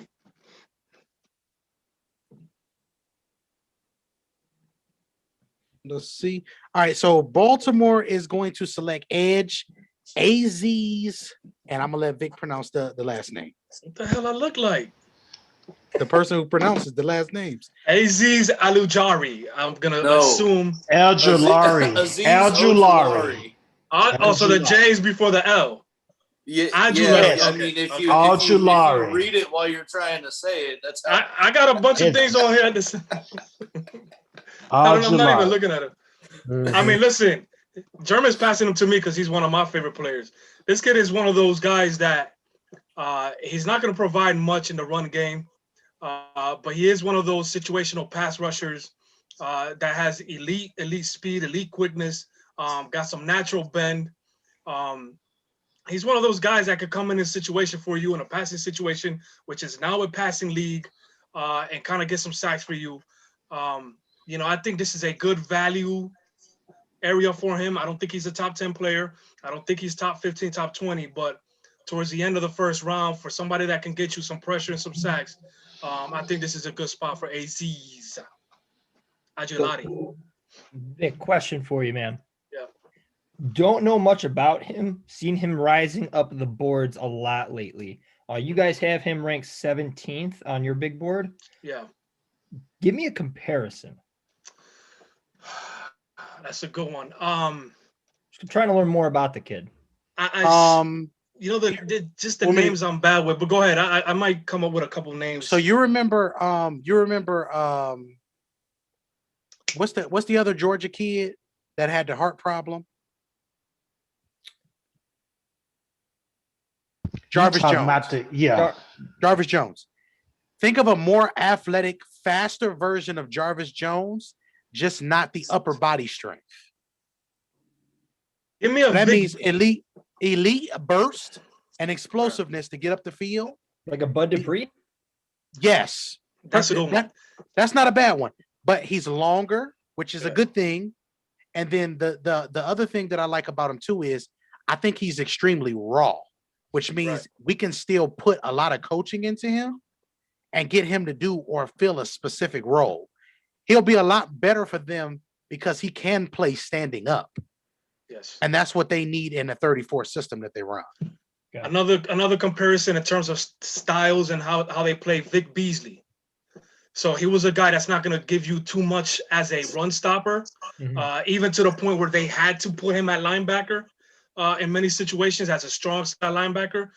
So Aziz is that kind of guy that's going to give you a nice pass rush, somebody that can hopefully get you 12 to 14 sacks with pressures. Let's remember that sacks is not always the end-all, be-all for edge rushers, but I think Vic Beasley is a good comparison, somebody that's going to, definitely put some pressure with some speed at that spot. Gotcha. Okay. Appreciate that. That's a good question though, because you know what? A lot of people, and when you don't know nothing about a player like that, it's good to ask because it's a lot of stuff. It's like it's a lot of time that we try to put into these players because we want to get them right. I don't care about getting the whole draft thing right. I want to get the player right. You know what I'm saying? Especially when it comes to talent and evaluating them. Because if the players are not getting gotten right at the next level, that's because that the guys at the GM level are not doing what they're supposed to do. Mhm. That's what it comes down to. So we now have, let's see where our board is going right now. Currently, we now have New Orleans on the clock. I thought New Orleans was going to have a trade, but it doesn't look like New Orleans is going to get a trade. So I'm actually going to allow Tanya to make this pick for New Orleans. Quiddy Pay, defensive end, Michigan. Well, can't have enough pass rushers, and that's the way that you go in these situations. Is Justin Fields still on draft? I was about to say, is Justin Fields still on the board? No, he got drafted by Chicago. Chicago. Oh, yes. Okay. Chicago took him. Chicago wasn't going to let him slip. Man, they got Dalton and Foles. They don't need anything else.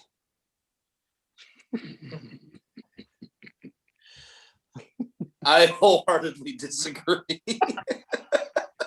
That doesn't make you right, though, damn it. Oh, man. I feel like I'm more qualified than anyone else here to make that call. Where are we, Jerm? Green Bay is on the clock. Green Bay, the guys that took Justin Love last year, instead of giving Mr. MVP some more weapons to work with. So it's not going to be realistic, is what you're saying. Huh? So it's not going to be realistic what they're going to do, is what you're saying. Man, let's hope so, because I want to see him with what he can, because the excuse is he doesn't have anything around him, right? So can we keep adding to whatever he needs to have around him? Can we keep doing that? I don't know, Jerm. This is one of those picks. I don't know what receivers are available. Can we give him another weapon? They brought back the running back, the one that his chest was hurting in the playoff game. Bleeding in my chest. And bleeding in my chest. I'm bleeding in my chest. So as we go to the big board right here, we have Najee, we have Travis Etienne on the board. Rondell Moore is available here. Solid. Terrence Marshall, Rashad Bateman. I mean, to be honest with you, who is available right now that stands out? Bro, I like Randall Moore and Terrence Marshall. I think will be some solid number twos. I think they both can play some X. So will that leave Adams? I mean, they move Adams around anyway. Would that give them a good number two to get Mr. MVP some more weapons to throw to? And when was the last time the Green Bay Packers selected a wide receiver in the first round? Ever, I think.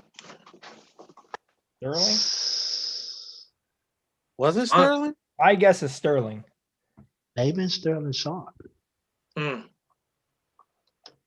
Because Greg Jennings was a second round pick. Wait, what was Javon Walker? It's one of them two. It's one of them two.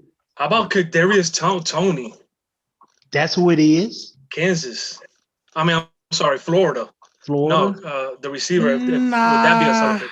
No, I think if Green Bay is going to go for something, they got to go for something that's going to fit. And the thing that made that offense tick was the Randall Cobb type of player. Yes. And if we're going to get him a player like that, we're going to probably have to go toward Rondell Moore here. In my opinion, if I'm going to be the player that would be thinking about it. But we got an interesting situation here. Our GM has picked wide receiver. So for this pick this will be the 29th pick or something like that, to a 29th pick. The 29th pick in this year's class, we got Rashad Bateman from Minnesota. Okay, yeah. So Big- Bateman was the big X receiver. What was it, like 6'3", 6'4"? He was like 6'2", 6'2" to 6'3". Oh, okay, yeah. No, I mean, this guy's. I don't know. From what I saw, and I'm sure Germs saw a little bit more of him. Very physical receiver. He's got some above average hands for that position.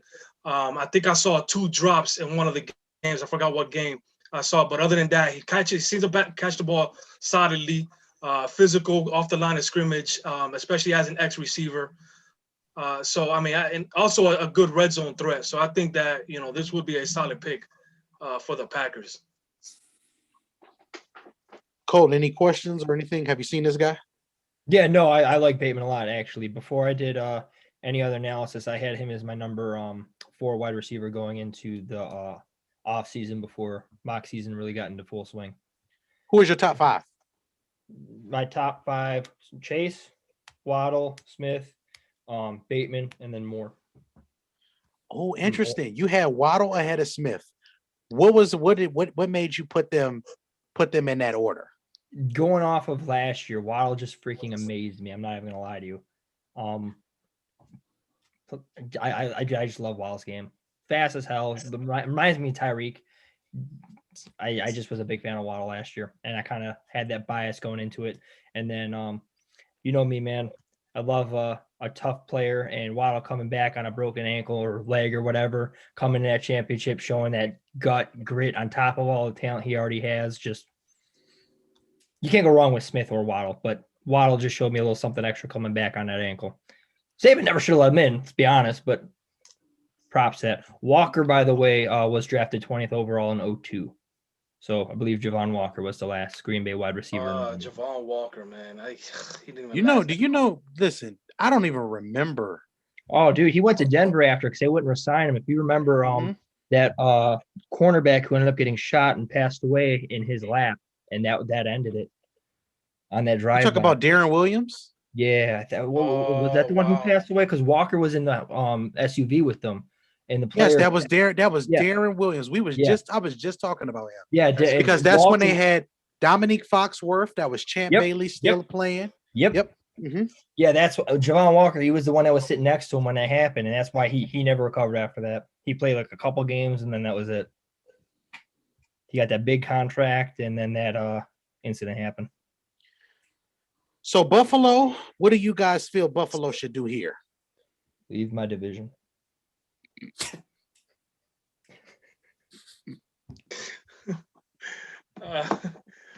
Oh snap! What do you think about that linebacker core? Is this where Bolton? I mean, damn, how far is Bolton? I like Bolton here, for what it's worth. We're gonna see where the Buffalo contingency goes. I'm talking to the GM right now. So with those things being said, looking at the big board and where the big board is at, I'm gonna be honest with y'all, and I'm gonna tell y'all the truth. If we're going to look at this and we're going to talk about this objectively and things of that nature, I think Buffalo as a team, they brought in my guy, one of my 7-Eleven club guys, Emmanuel Sanders, one of the best route runners in football, to go with quick, sweet feet, Stephon Diggs, and Lil Cole Beasley. I like what they're going to be able to do. But moving forward, man, I'm going to be honest with you. Buffalo, in my opinion, needs to take some beef. I think an offensive lineman here wouldn't be a bad idea. I think Tucker would be cool. I don't see. Here's the thing. I think Singletary to go along with the kid from last year. But they can't stay healthy. Moss. I think just about to say that, Vic. I ain't see them folks did not stay healthy. Najee Harris would be outstanding for that football team, dude. But what line is he running behind? Because Josh Allen already running for his life. I mean, that's understandable, Jeremy. I mean, just find something else. Is it that Josh Allen running for his life because he have to run for his life, or that's his style of football play? Part of it is really the offensive. The offensive line is not that good. Okay. So is Tucker available? I thought Tucker was drafted. No, Tucker was not drafted. Oh, if Tucker is there, then I mean that would be a solid pick for them. But I'm definitely looking hard at Tucker, Bolton, and Najee Harris here in this situation. And with this pick, we will be selecting right here shortly. Baltimore is about to be back on the clock again because they do have Kansas City's pick. So right here, what we have is for Najee Harris is going to be the pick here for Buffalo. Ew. And Baltimore is on the clock. Well, they took Najee. Solid. Ain't bad. Ain't bad. I just, like I said, offensive lineman, if Tucker is on the board here, do you say that you want Tucker to be the guy that's picked here in this situation? And do you go forward and do you say, hey, I want to pick this player here? So now as we transition here to Baltimore, we're going to make the pick here for Baltimore again as we get ready to wrap up, because then Trav obviously brings up the last pick in this particular draft. What do we feel that this team should do now? What is the next thing on Baltimore's list?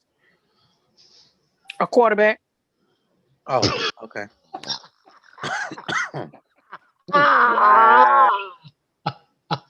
Wow. Yes. They put him at running back. Wow. I like you. Look who just came in on time. That's Wow. worldwide. So Les is in the building. Wow. Yeah, Violence. Violence was I mean, chosen.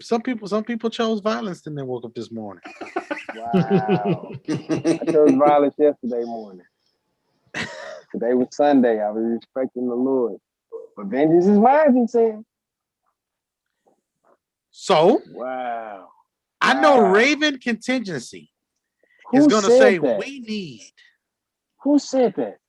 That was Tanya. Wow. Oh, the Steelers fan? So I hope she picked a quarterback for her team. Don't worry about us. Bathroom Ben. Worry about Kansas City because y'all just traded your best offensive player. Bathroom Ben. Worry about your damn. You know what? Don't do it. Don't do I'm it. a Bears fan, ma'am. I'm a Bears fan, ma'am. Well, don't step up with the Ravens consistency because you gonna get knocked right back down. Because I support black quarterbacks. Thank you. I do too, but that's not a quarterback. No, you don't. Black quarterbacks. But y'all don't support all pro quarterbacks since 1950 something. Oh, okay. So wait, Who hold is on. that? Everybody stop. team? Everybody stop. Whose team is This it? is not going off rails. Not Yeah. the Who fight. just said that? Yeah, we Stop the almost fight. done. Les, we almost Stop the done. fight. Hold up, Les. Hold up. Hold Uh, up. Hold on. I want to know who said that because I want to know who team. That was me. Who is me? That was me, Les. That's Josh Storm. The Storms. Who's your team? You look at the screen. The Look Bengals? at this. Yes, sir. The Bengals? Are you serious? You need to stop. That's one of the most. You need to Oh, stop. we're all pro quarterbacks, so than the Bears do. I mean, Bro, y'all ain't had an all-pro quarterback since Boomer Esiason. They got Joey Burrow now. Got you by 30 years. Joey Grass Stain Burrow. Oh. I heard his jersey come with grass stain. Hey, good luck with our leftovers. I'm no, sorry. this I'm is sorry. this is the most Y'all- witty. Like this is like actually a witty argument because as soon as Les came back and said, "Well, I heard his jersey come with grass stains," I was like, "Oh." Hey, Les, that's a good one. That was a good one. I get his levels. I'm I sorry. got you. You know what? That's my fault. I'm sorry. I didn't mean to do that. I was trying to be. My bad. It So- was just that when that young lady had said that. I was. So, with this being said, let's have some fun with this pick. Why? Because I think it's interesting because Baltimore in this situation with them having 2 first-round picks, they can go ahead and they can solidify the edge rush situation now. They can go ahead and they can solidify it now, and they can go ahead and take Ronnie Perkins from Oklahoma. That would be a good pick. Or do you feel that they need a receiver? Now, the Ravens contingency in the streets, I hear that they think that they need a receiver. In the streets, I said, but let me make sure I understand something real quick. In the streets, we don't do things like this on this street. So, if you have good players, you just got good players. They have good players on this offense. I think at this particular juncture, you need to focus on building the pass rush to help the secondary that you have. Vic, do you have any objections? I agree with all of that, bro. Just what is the name that you're thinking? Ronnie Perkins actually is the name I'm thinking here. Okay. Colton, what are you thinking if you're a GM for currently this Baltimore regime, knowing you have a quarterback situation on the horizon where you're going to be figuring out if you're going to pay him or not. But more importantly, what positions do we want to continue to address? Well, there's no point in getting a wide receiver if your quarterback can't throw. Wow. I'm sorry. Somebody. Come on. That's all I'm saying. That's all I'm saying. So, I honestly, they just traded away Brown. We already talked about their offensive line. Stanley's gone for 8 to 10 games. You got Tucker still there on the board. He could come in, plug and play at a offensive line slot for him. They let all their edge rushers go. Essentially, I think Bolton's still there too, isn't he? Yep. And here's the thing about Bolton.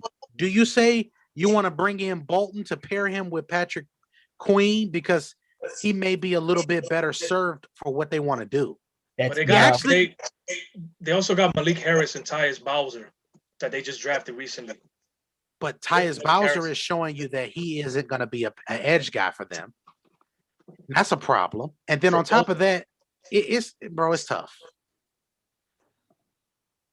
That's why I'm asking, because really I would go offensive line or edge rush if I was Baltimore. They got the secondary, so their secondary can help with coverage sacks, but that only gets you so far.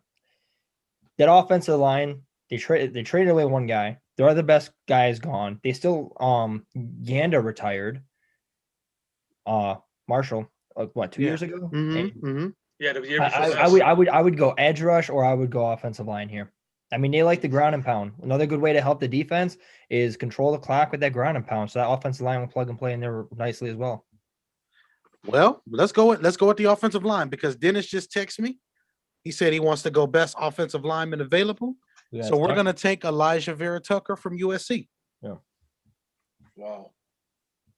Solid value right there. And see, this is why it's good to pick in the back end of the first round. Because when you're picking at this stage, you get some of the best value. So now we're rounding out the first round with the champions.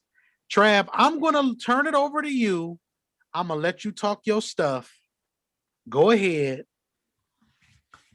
You know what?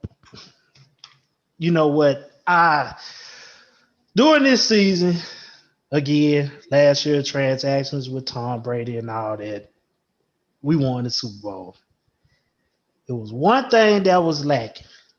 It was that left tackle. We was on Donovan Smith head from week 1 to Donovan Smith started acting good when they played Washington in the playoffs. Mm-hmm. He started acting good. He played well enough to get a contract extension. So I was like, okay. I ain't worried about the big nasties up front because we are nasty up front with Marpet and all the other guys too. Secondary, we was young, but we was good. We can make plays. We make plays happen. 33, my junior 31. We got 23 Murphy Bunton in the slots, guarding the slots with our two corners. We holding up. Our linebackers are some of the best linebackers in the NFL. Mm-hmm. We got the Autobot Pursuit in number 45 and Devonta David, which is kind of like one of my favorite players personally. And Devonta David, he complements him so well. And we got our two ends. We got 7-finger discount. And we got Shaq Barrett, who we done re-signed. 7-figure. Oh my God. Yo. This is some witty banter here, boy. I tell you, this is so witty. You can only get better in 3 spots.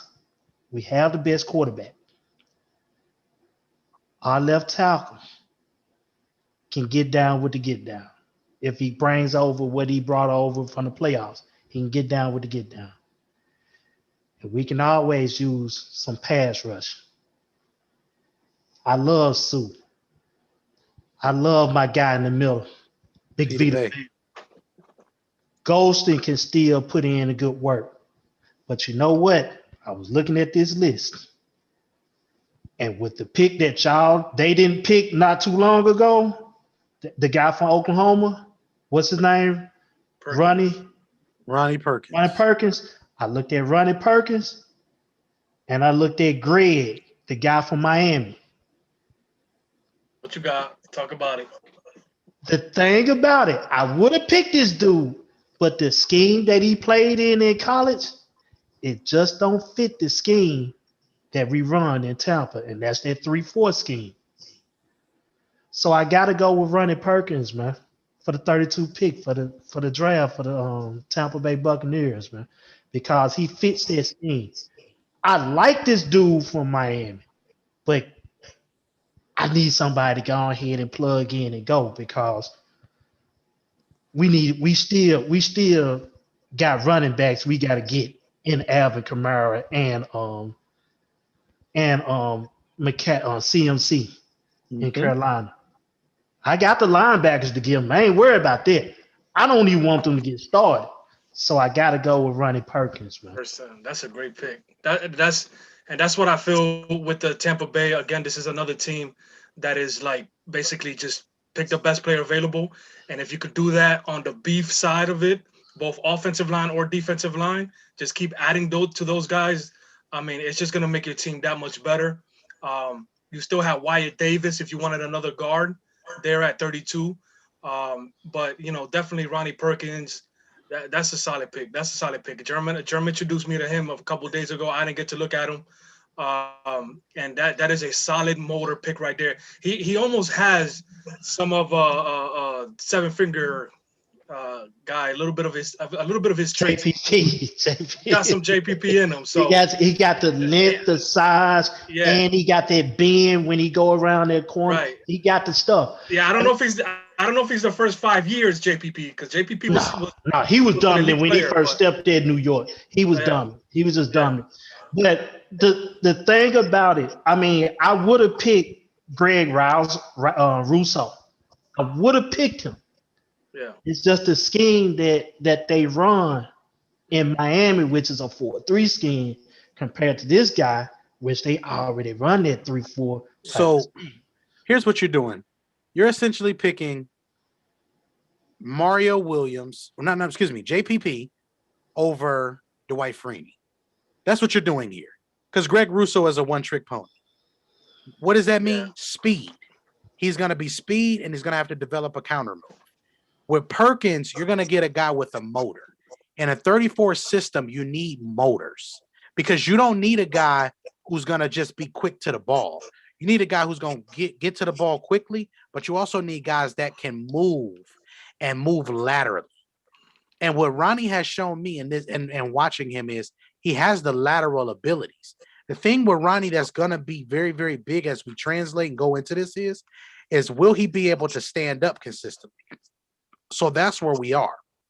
But you can never have enough pass rushers because what do we do in the NFL a little bit more often than any other league? They're always in sub packages. So now Shaq Barrett can be an extra that you add to this, or JPP can be an extra that you add to this. But you do a lot of things with Todd Bowles, and this guy, Todd Bowles, gives you so many different things. This is another one of those toys that you add to the equation. So they lucky in this draft.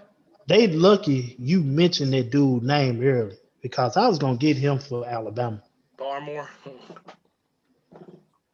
I mean, if Barmore falls to Tampa Bay, that's another for one of those situations where you ask yourself, where are GMs looking? What are GMs actually looking for in the NFL? I don't understand how he's going past 15, if you ask me, because it's not like any of those teams couldn't use him.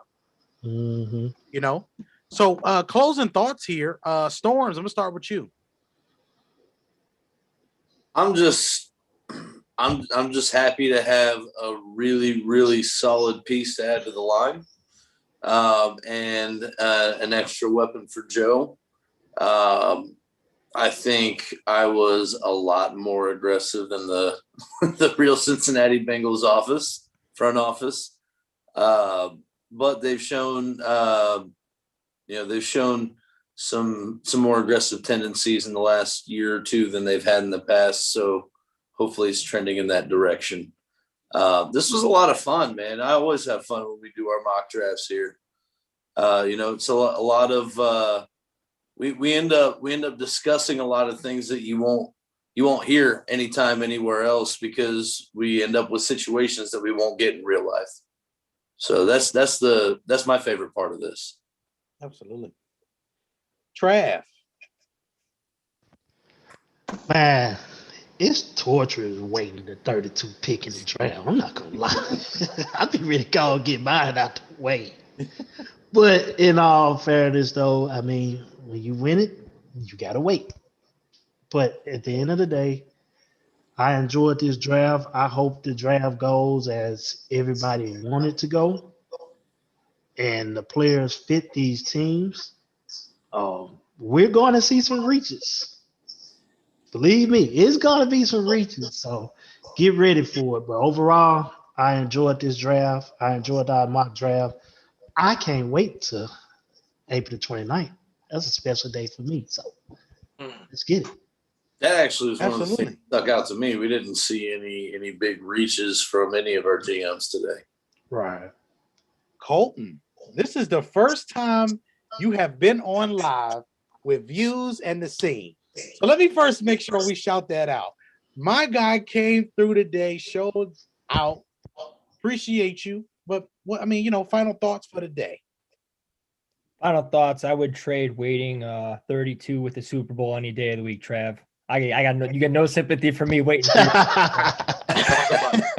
Talk about it. Vic, man, final thoughts, bro. You was done, Colton? Oh, I was actually the one thing Oh, I'm sorry. I know where your true love is. It's fine.